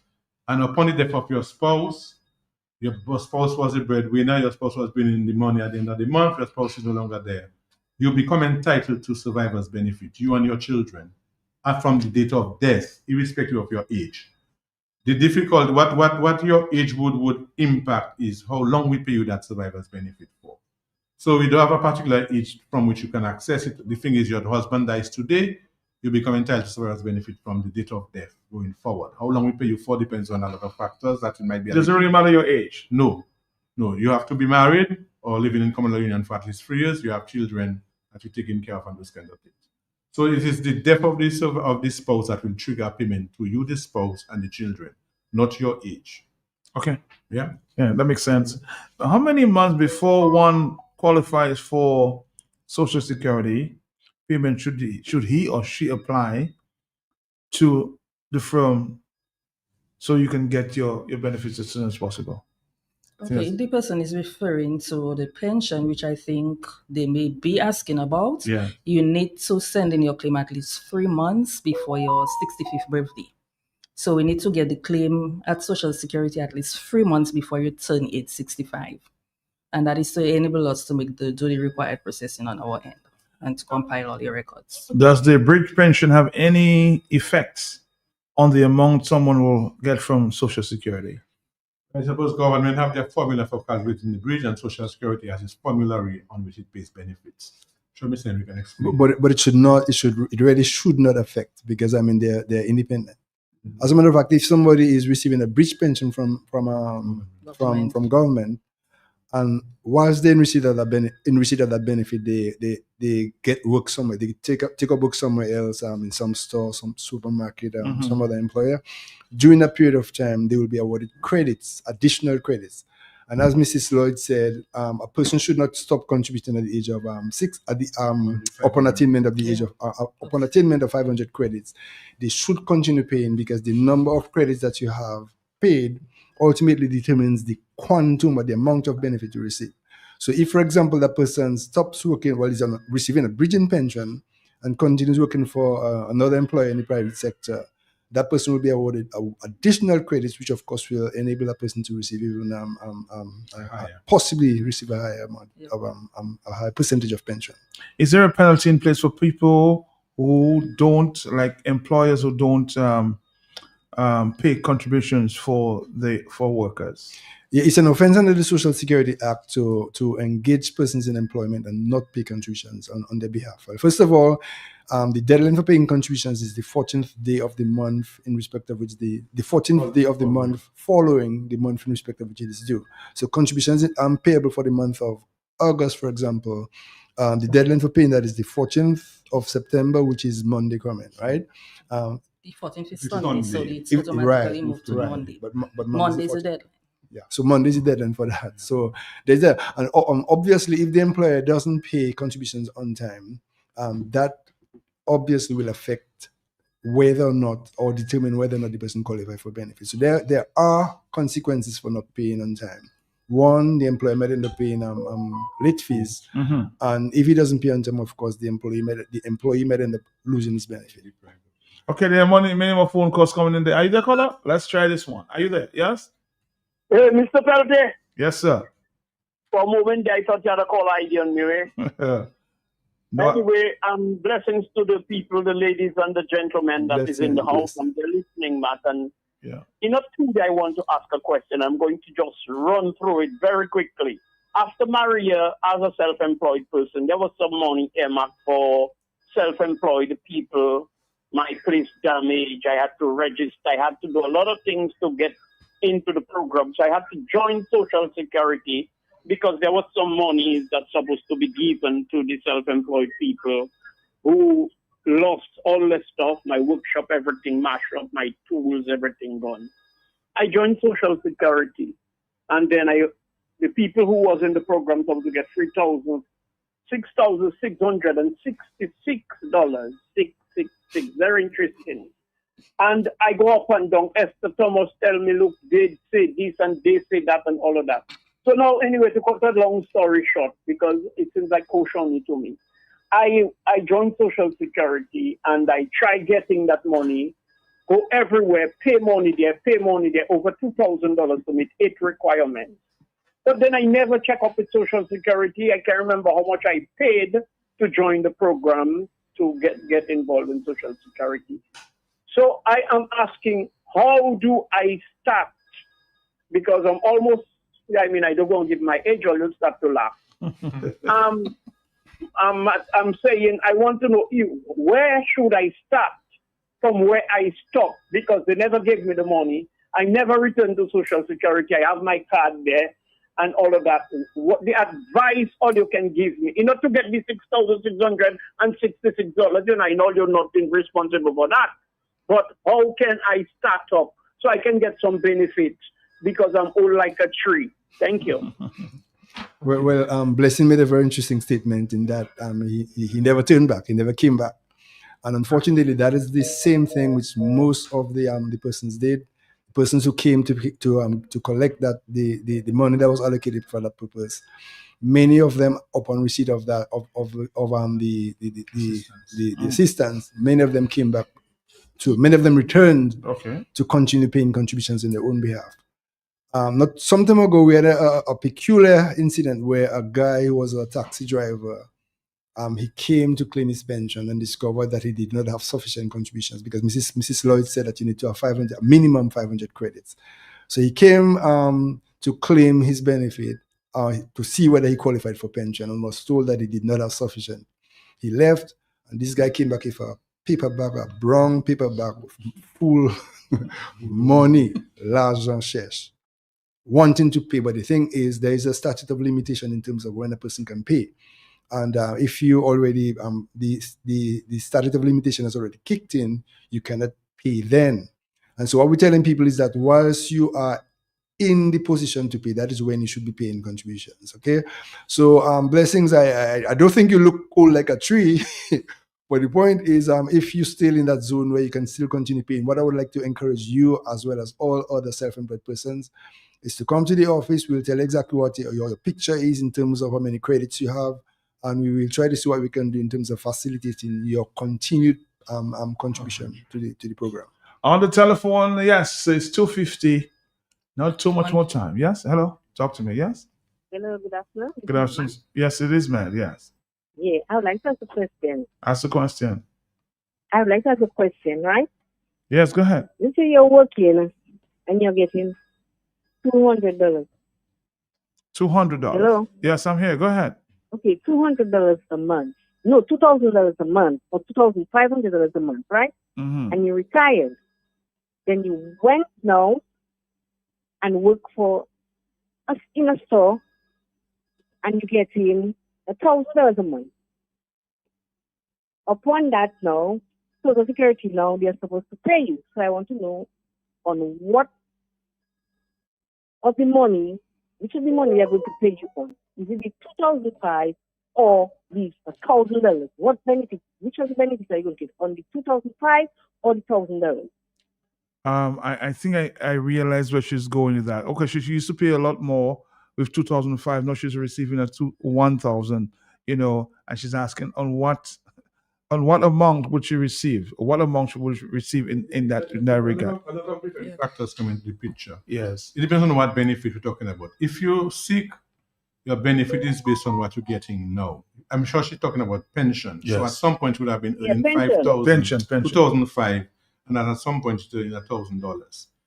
The system, And remember, you're paying Social Security, that's the thing. And Excuse you're me? paying on And that you $1,000, still- whereas you have already finished paid upon your retirement, but you pick up another job and you're paying on that $1,000. No, So I'd like to until know you become which one is it. pensionable. Well, you retire from your job where you get in 2005 and you're working And getting getting $1,000. Yes. And then at 65, you're going to know how much you're going to qualify. A lot of factors. It depends on how long you pay the No, $1,000 it's for. not that I'm talking about at the age of 65 what you qualify for. I know I'm qualified for X amount, but if you take another job, You asking me and on you what get salary less we're going to than the pay amount, you. I'd like to know on which. So I'm explaining the process Yes, to yes, you. yes. I'm explaining the process to you, Yes, go ahead. right? Mm-hmm. I'm saying you used to pay on 2005 from your previous employment. Yes. And she's So now you left that employment and you work in another job where you're getting $1,000. and she's already 60, so she's getting another job at $1,000. In other words, okay. Yes, go ahead. So if she stopped getting the 2005 at 60 and she take that job of 1,000 between 60 and 65, we would be paying her on the 2005, assuming that that's what she got for the 10 years straight, because it's an average we're using. Okay. Because we're looking at your entire working career. You started in your late teens, your early 20s, getting $800 a month. You retire at the peak, getting $5,000 a month. The system is looking at the last 15 years during which you paid contributions just prior to, well, the last 15 years you contribute, for most persons, just prior to becoming 65. And if you last worked for 15 years ago because you migrated, the last 15 years that you paid before you moved away. The last 15 years, and we're looking at the 10 highest salaries in that 15-year period. Add them together and divide by 10 to get an annual average salary. And we pay you a percentage of that as your pension. Hello, talk to me on the telephone. Yes? Yes, ma'am. It's me again. Question. I like to talk about the spousal tax benefit. What disqualifies you in Dominica for spousal benefit? One thing here, if you get married, if you're married and your husband passed away and you remarry before age 60, you're disqualified for your spousal benefits here. But if you get married past age 60, you can remarry and still keep your spouse benefits. The only thing that's going to change that is if the person you married to benefits would be more than your deceased spouse benefits, they will just switch you over to the new benefits. But as long as the person that you remarry, if you remarry, does not have more money in the Social Security benefits than your deceased spouse, even if you marry, you keep it until death do us part. Amen, saith the Lord. So what goes for Dominica that will disqualify you? Because the gentleman said a while ago that if you become disabled, they pay you, but it's how long they would pay you for. So what would disqualify you in that instance? Ma'am, your question seems to have focused on a big person being disabled. If a spouse is disabled at the time of their partner's death, we do not pay attention so much as to how old the surviving spouse is. The person will be paid for the rest of their lives. You've been in the aspect of being remarried. If your spouse dies and you were dependent on your spouse when your spouse was alive, when your spouse dies, the system recognizes that you no longer have access to the income your spouse was providing. They provide you with income. If you remarry, take on another person, the person that you now remarry to is going to replace your spouse who died and is providing the income. So the benefit that you pay will be terminated upon your remarriage. Cease to exist. Yes, because you now have another person that is supposed to support you. So you have to weigh whether what you're getting from your deceased spouse, the benefit is sufficient for you to stick by yourself, or whether the love for the new person and the money that the person will provide will compensate for the person that died. We joke about it sometimes, you're saying, but the person who died would not rest in peace to know that somebody else come in and enjoy the sweat of their brow. Okay. Yeah. So you have to appreciate that there are qualifying conditions, there are conditions associated with the benefits. So you're concerned about disabled, it doesn't matter. If you are 30 when your partner dies, you become entitled to a survivor's benefit. But how long we pay you that survivor's benefit have a lot of different conditions attached to it. Okay. So we don't pay somebody until they have to a spot if you choose to remarry. No. Okay. So we can pay you once you qualify. If you're above 50, we will pay you for life. But if you remarry or you start shacking up with another person, that benefit will stop. So that proposal you made earlier, you might have to reconsider, okay? Right. Yeah. Thank you very much. 2:57 is the afternoon time on radio. Yes, we're talking about Social Security. Talk to me, yes. Yes, good afternoon. Good afternoon to you, sir. Okay, and to your panelists. Yes. I want to know, like other countries, if the Social Security has to carry a valid card whereby you expired. I have a little misunderstanding with that one. Can you ask that question again, because it seemed a little complicated? Go ahead. Okay. I remember working National Provident Fund. Okay. When Dame Eugenia came into office, they issued a card whereby you can go to a hospital, you can go wherever, you issue certain thing on that card. Now I work very different establishments. My card one time was in a state whereby they tell me I need a new card. I have to have a new card. When I went, I renew, it was $20. It expired. I went back and renew it again. And the problem that I have is that why does it have to have an expiring date? That's what I want you all to make me understand. And just now I'm ready for my retirement. I want to know, does I have to apply 1 year or one month or however? Explain to that. Thank you. Okay. So your number doesn't expire. Once you register with Social Security, your number stays with you for life. But you know, we've progressed. OECS has free movement of OECS citizens, and they say, whereas the passport used to be the official travel document, as we try to make it easier for people to move, we've settled for allowing people to travel using a form of ID once it has their nationality on it, their date of birth and stuff like that, right? The Social Security card, you can do is a Dominican, the person is a Dominican citizen because it has the flag of Dominica on it and so on and so on. Now, when persons travel on that card and they land in the other territory, they want to know how valid that card is. So initially, we will not put an expiry date on our card. But once people started traveling and when they reach on the other side, they ask them, how valid is this card? We had to put an expiry date on the card. Your number doesn't expire. And we told people too that any card we ever issue to you is still valid for purposes. You come back to us with the old plastic laminate flat thing, we will still ID you on it because we gave it to you and your number is on it, you can ID. But because most establishments recognize the Social Security card as a valid form of picture ID, when you go to do business with those places, we cannot tell them to accept any which card we ever produced. They determine what is appropriate for the purposes. And so they're asking people to go and get the card that we're issuing with an expiry date on it. We've never recalled any card that we issue, so it's not like we had a period when we recall and everybody should have that card now. My telephone here. Oh, my, right. Recently, you guys are putting an extra $10. Yes. Why was that so? Why? Costly. It's costly to produce those cards. So it's a question of cost. Cost and the number of people that come in to get cards. And some people come and get cards every so often. Because they accept it as a form of ID to do certain transactions. Sometimes they leave the country and they left their card at home. And they come and get a new card. So they may have how many cards? Mm-hmm. Because every time they go on a transaction, they forget the card, they can't get it because it's just $20 to go to card. And they tell you it's the cheapest option out there.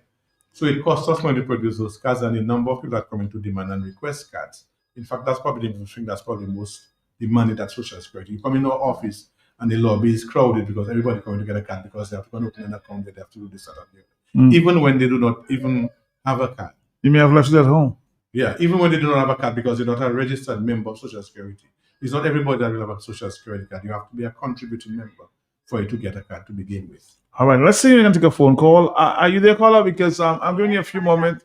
Yes, good afternoon to you. Good afternoon, Matt. Yeah. Good afternoon to all the workers from Social Security. Good afternoon, caller. Mr. Etienne, how are you? I'm okay, thanks. How are you doing? Okay, I'm sure you know the voice. I am recognizing it, yes. Right. How are you? Well, I haven't seen you. Yeah, I'm there. What I'm asking, after how many years are we entitled? Well, I'm a pensioner, you know that.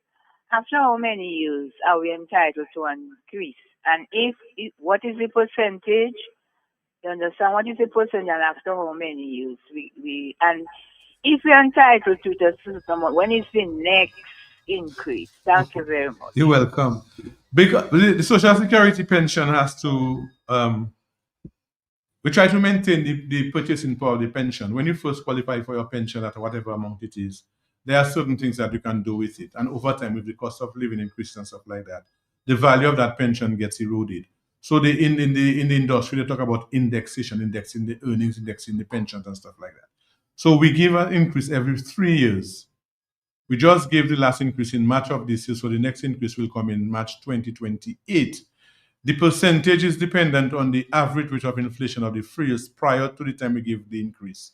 And there is a maximum of 5% that we will give, a maximum percentage of 5%. Now, the recent increase we gave is the largest I think we've given in a long time. You can actually see a difference in the amount. We gave 4.27% increase in March of 2025. So the next increase will be in March 2028. Okay, next question. If your spouse is qualified for Social Security and dies, does the wife qualify to continue to get his benefits? I think you answered the question before, yes.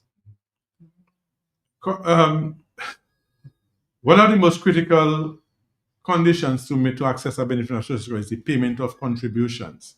So if your partner was contributing, your partner dies and was getting a benefit, upon his death, you qualify for half of his benefit as a spouse. Mhm. Even if he was not receiving a benefit at the time he died because he was not of age yet, but he had made contributions into the system that would have given him entitlement to that pension if he had lived on.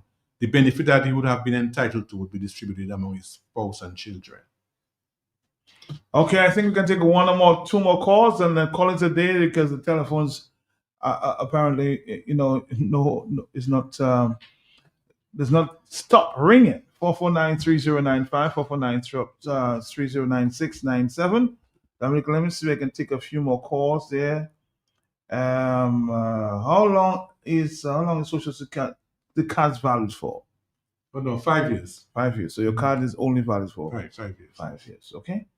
Let's go around the But, table. but Matt, before the regarding the issue of the expiration date, I mean, we're looking at currency basically because the first Social Security card I have, if you have to look at that card and compare it to how I look now, I certainly look differently.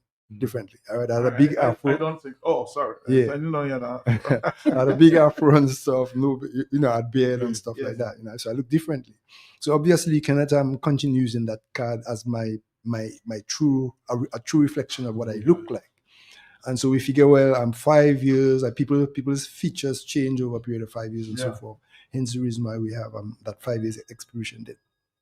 Okay, another question there, big one. On large capital projects, especially those financed by the state, does Social Security anticipate or forecast Social Security revenues? And what cooperation Social Security has with the Labor Department to ensure proper record of foreign workers working on capital projects or any projects pay Social Security? I know that question would come up, because a lot of people say Chinese don't pay Social Security. So what are you guys doing about that? And if you can do anything at all? Well, the law says that everybody engaged in employment in Dominica is required to pay Social Security contributions. Okay. National, non-national, you're required to pay. You're required to come to the office to get registered and to pay contributions on those persons' behalf. Okay, so simply put.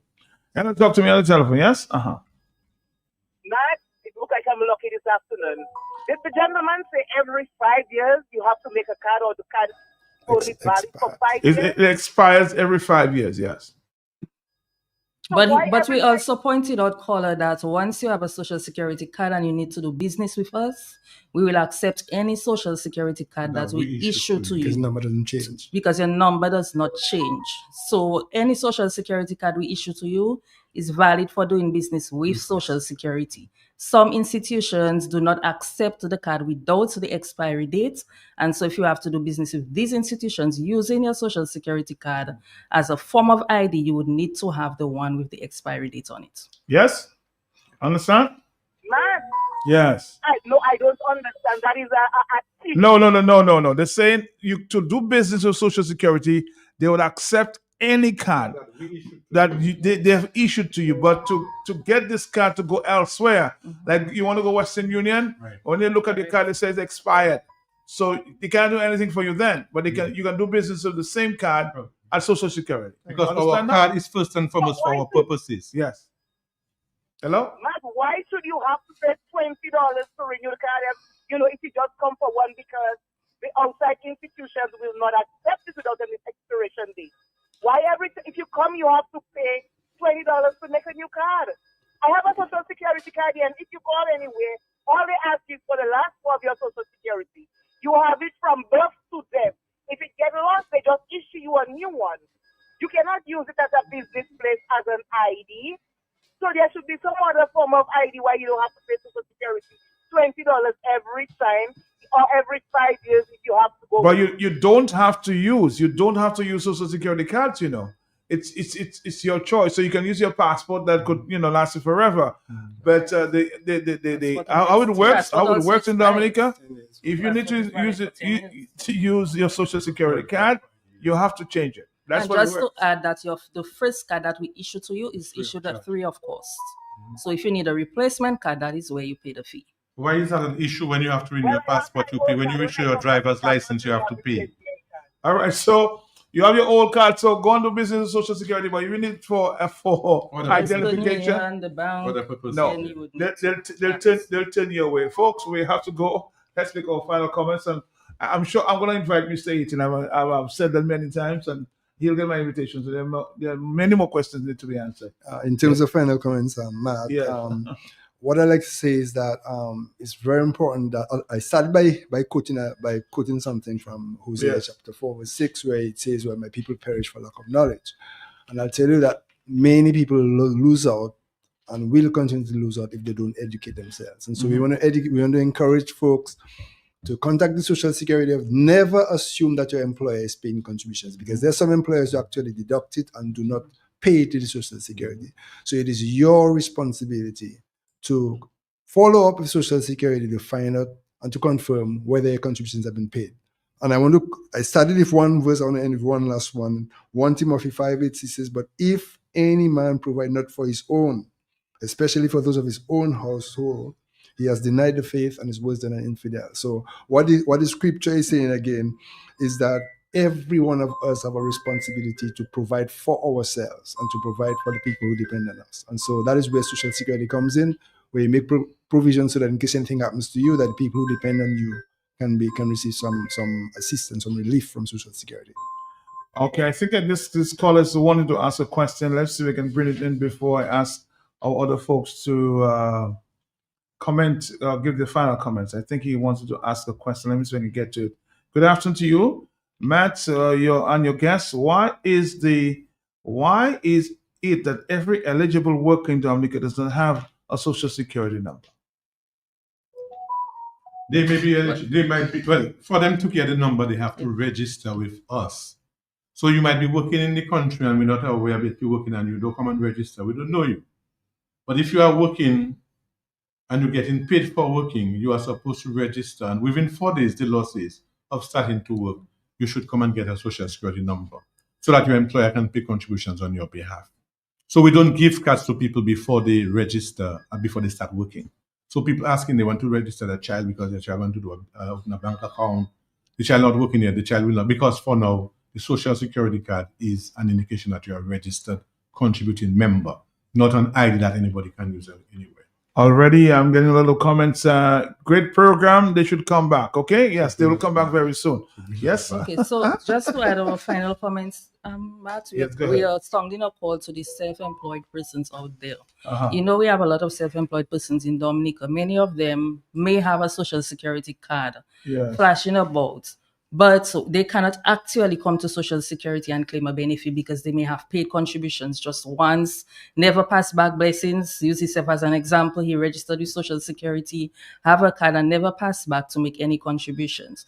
Self-employed persons work for themselves, Matt. They're their own boss. They work for themselves. If they don't work, they cannot earn, because where they don't work, they have no earnings, no income. Self-employed persons, we are calling on you to protect yourselves. Think of your family. If something happens to you, the persons you are leaving behind, how can they continue to live comfortably? When you're sick and you cannot earn income for the duration of time that you are sick, how are you going to pay your bills?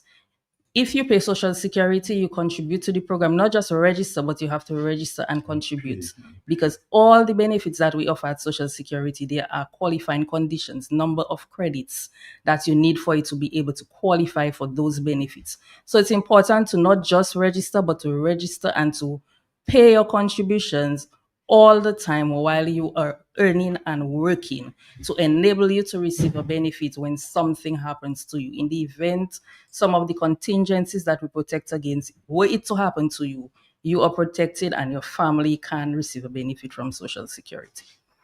And the intention is not for you to come and pay when something happens to you. No insurance company covers you when the event has happened already or when the event is about to happen. There is an ad somebody have on the radio, you know. No insurance company will insure you just before the storm hits. Yep. You pay in the premiums ahead of time so that in the event something happens, Social Security is no different. You pay in the contributions as you're working and earning so that when something happens to you, not if, no, when, because one of those somethings that you protect will happen at some point or the other. And certainly, old age will come, death will come. You may be a healthy person, you may never get sick, you may never have reason to claim sickness benefit. But sickness can come at any time. And the Social Security says you pay in those contributions while you are working and earning so that when something happens, and for self-employed people, as well as Mrs. Lloyd was saying, some of them tell you, but I don't pay myself a salary, I can't afford to pay myself. And I say, they will not ask you to pay us your salary at Social Security. We're asking you to register a salary with us as if you're earning that salary. Pay contributions on that salary. And when something happens to you, you're going to get a percentage of that salary as a benefit. Imagine you're operating a business for 10 years. Never pay yourself a salary. Paying for your workers as you're supposed to, but you have to pay for yourself. Let's say you declare a salary of $1,000 for us. You never see $1,000 in your life. You're touching it, you're managing it, but you never see it yourself. And you fall sick for a whole month. But you're paying contributions to us as if you're making $1,000. For that month you're sick, we would give you $600. When you're working for yourself, you're not getting anything, but when you're sick, you're getting $600 because you register with us that you're making $1,000. So we not, and they come and they declare very small income because small income translates into small contributions. But small income also translates to small benefit because the earnings on which you pay contributions are the earnings on which you pay benefit. So self-employed people can pretty much determine exactly what quantum of benefit they get by the amount of salary that they declare to us. So it's not a difficult thing. They just have to make the sacrifice. Discipline enough to make the sacrifice. Pay the contribution so that tomorrow they have access to something. Folks, wonderful program. Come back soon, okay? Invite us again soon, man. So we're coming back when you invite us, not when we invite ourselves. Okay. Please, and when your listeners have questions, bring us to answer the questions or point them to us. Okay. Because they have a right to get information. The numbers. Of course, Social Security. Again, can you give us the numbers quickly? 255-8311 or 255-8312. We've got to go, Dominica. Thank you, Social Security. They'll be back soon. They'll be back soon. In that danger, cause it's not like before. Man's life in turmoil, with disaster and war, for sure. With the nuclear, they stand the nuclear down. They intend to smash down the world flat. And they don't care about the master's plan. But every day, man seeking to destroy man to die. Cause it was never meant to be. Man supposed to dwell in harmony. But because of selfish ways, man create things to shorten his days. But in this comfort and strife, what a life, what a life. But in this comfort and strife, what a life. In these times, but these are the signs of the end of time. We'll be back tomorrow. If God is willing, on the hot seat.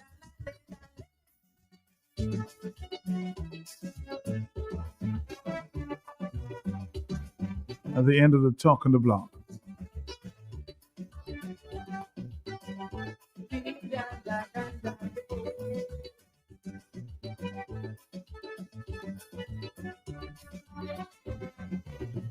When mankind had the holy first sunrise, it was to him was like a paradise. But up to now, to his ways he never tasted. Now he's at war with himself because of his greed. I read, when they drop the bomb, his heroes shiver. In history, it is the worst disaster. It's a record of millions of people dead. Yet every day, man improving a new warhead. It's red, but this was never meant to be. Man supposed to dwell in harmony, but because of that grace, man create things to shorten his days, but in this comfort and strife, what a life, what a life. But in this comfort and strife, what a life. In these times, but these are the times of the end of time.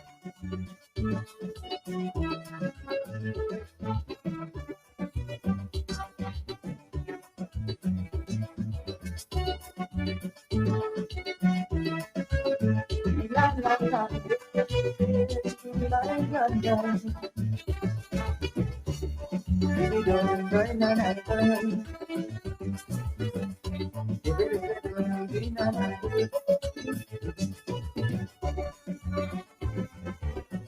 I kind of himself create tragedy, talking about on her race and her feet. Now he's searching desperately to find the cure, and up to now, man still has the powerful flaw. Well, what more? The Bible said that when God made woman, he testified she was man's companion. Some men turn away from her beauty and perfection. You will not explain that they prefer live with a man in this land. But this was never meant to be. Man supposed to dwell in harmony, but because of selfish ways, man create things to dominate these, but in this comfort and strife, what a life, what a life. But in this comfort and strife, what a life. In these times, these are these times of the end of time.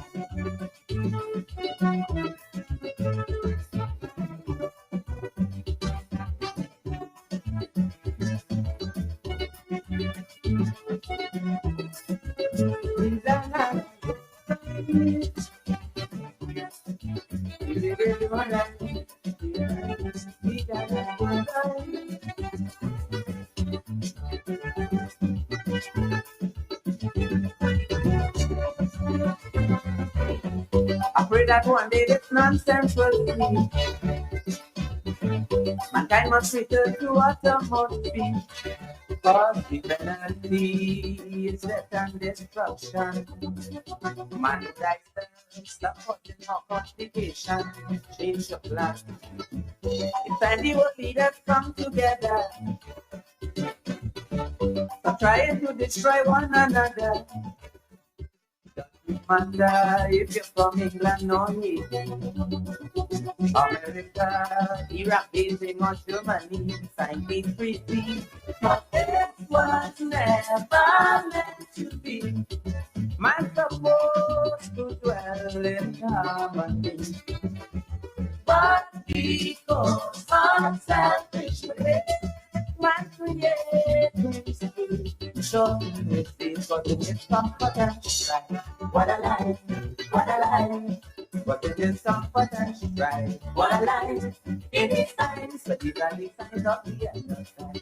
What a life, what a life. But in his comfort and strife.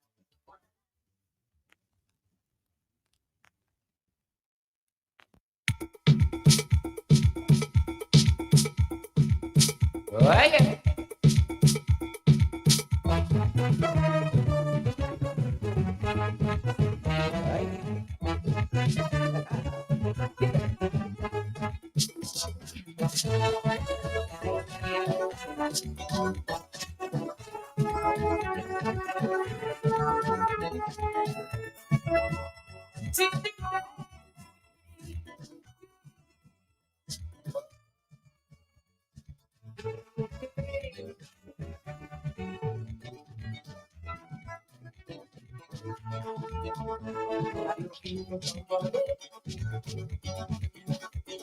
Spending it with me,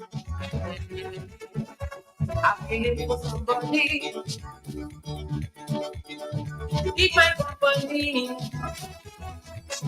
Somebody, somebody, somebody.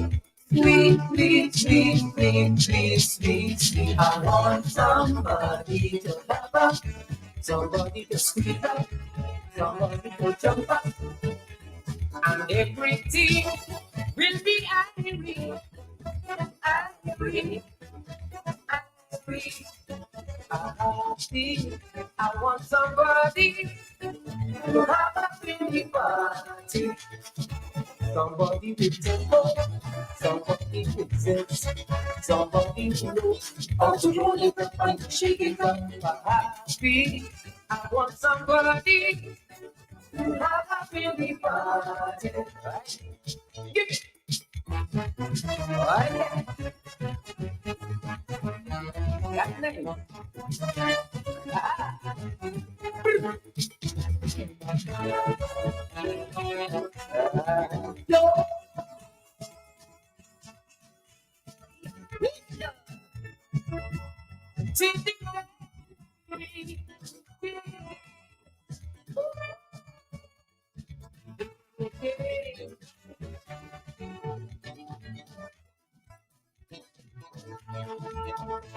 Everybody I talk to is to share my point of view. Anybody I lean on will be someone just like you. Somebody right, somebody right, somebody smart, smart, smart, smart, smart, smart, smart. I want somebody to have, somebody to speed up, somebody to jump up, and everything will be happy, happy, happy, happy. I need somebody to have a pretty party. Somebody with just somebody with this, somebody with how to roll it up and to shake it up. Happy. I want somebody to have a pretty party. Aye. Give it. Aye.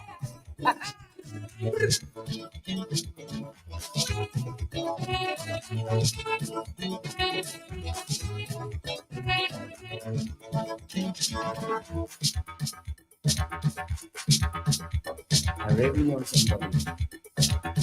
Want somebody to hug up in the party. Gonna party. Oh yeah. Give it. I like it.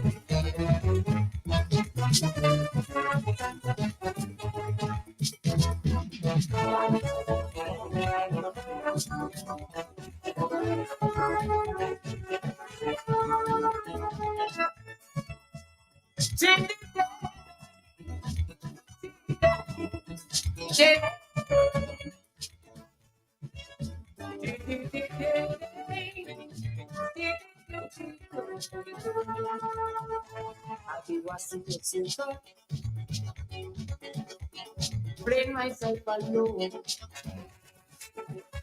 If I can find a partner, simply have somebody home. I feel it, enjoy myself, and get on. Bad, bad, bad, bad, bad, bad, bad. I want somebody to hug up, somebody to jam up, somebody to breathe up, and everything will be happy, free, free, happy. I want somebody to have a really party. Somebody with tempo, somebody with sense, somebody who knows how to roll it up and to shake it up. Happy. I need somebody to have a really party. Ah, yeah.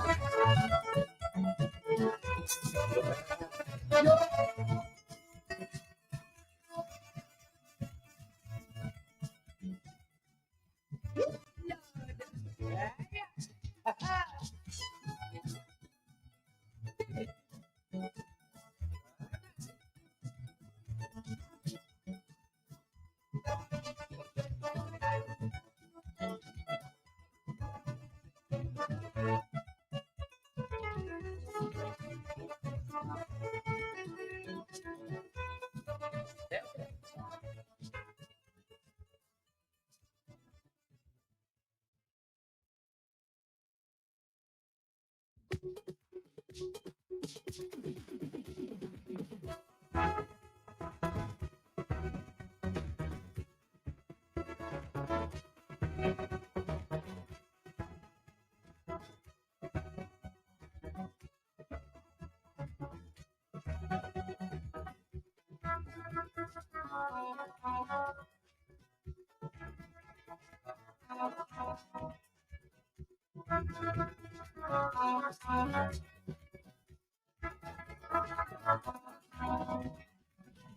used to sit down and wonder what kind of woman turns me on. But I was too young to know that some women sweeter than some. Nowadays it isn't so. I asked the wrong, and I got to know the different ways and different looks in which you could find a woman. I want to know your opinion. But from another woman with big bottom, let's see it. I'm looking for it. I don't love that woman who thick and strong. Plenty fit. I love to go. I'm glad I don't have to search no more. I found a woman I could really grab. She's bad. I still don't even know what she did last night. That had me sweating, had me begging. Starting no more, no more.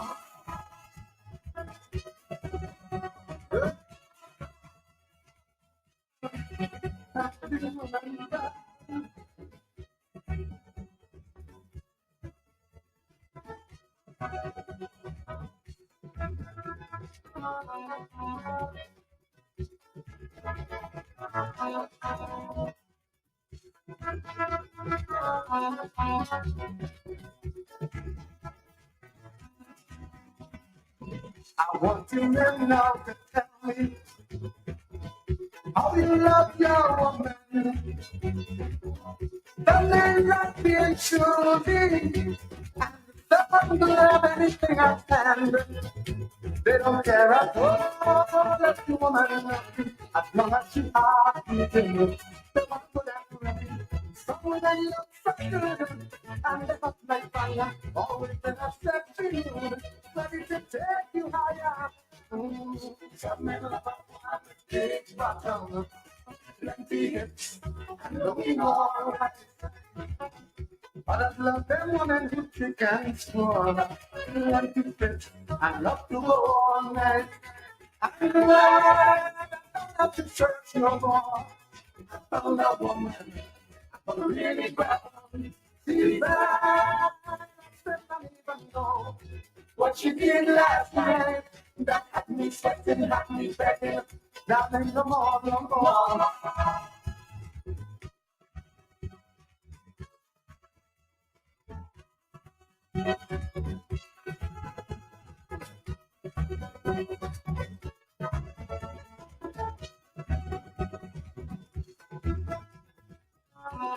This is Caribbean time.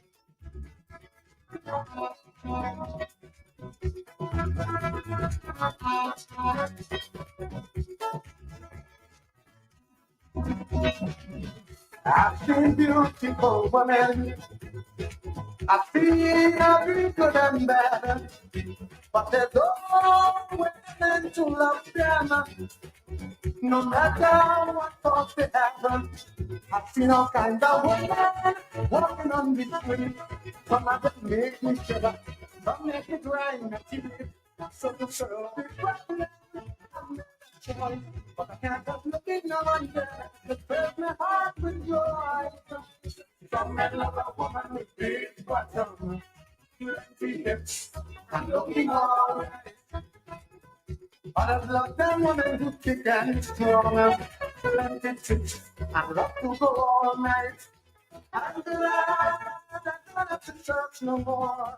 I found a woman I could really grab.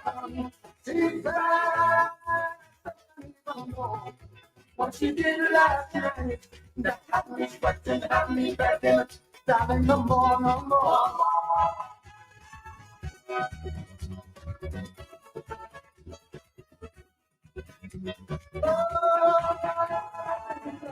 woman.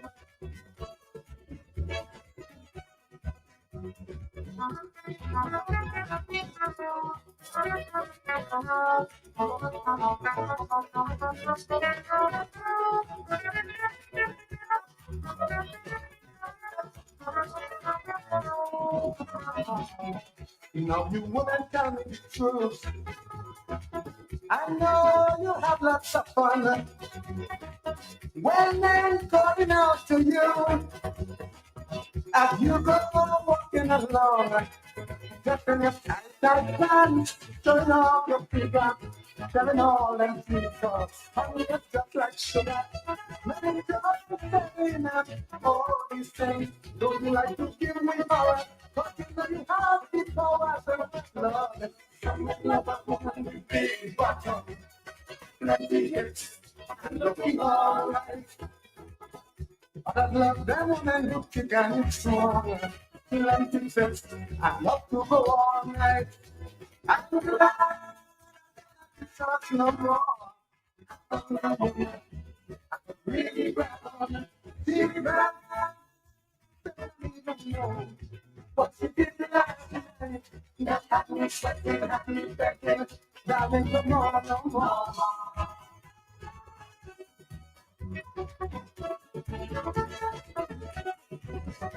No.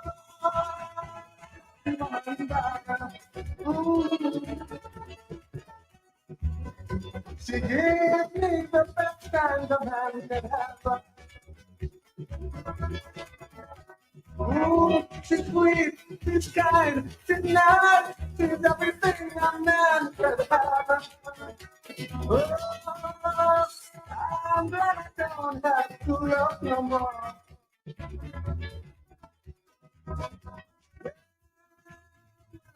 Woman before.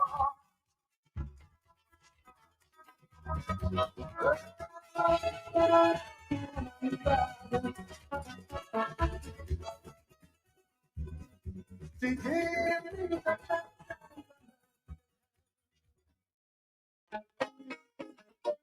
give praise children, give praise, give praise children, yeah, give praise, give praise children, yeah, give praise children.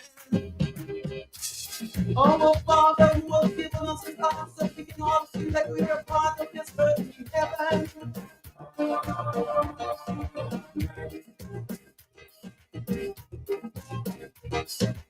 Forgive us this day our daily weakness, as we seek to come from all the burdens of your spirit.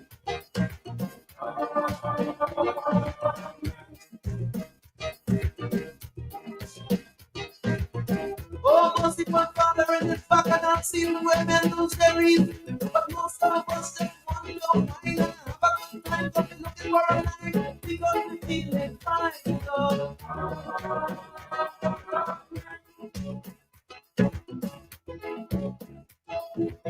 Another we jump up and down in this crazy town, send us some music for the music.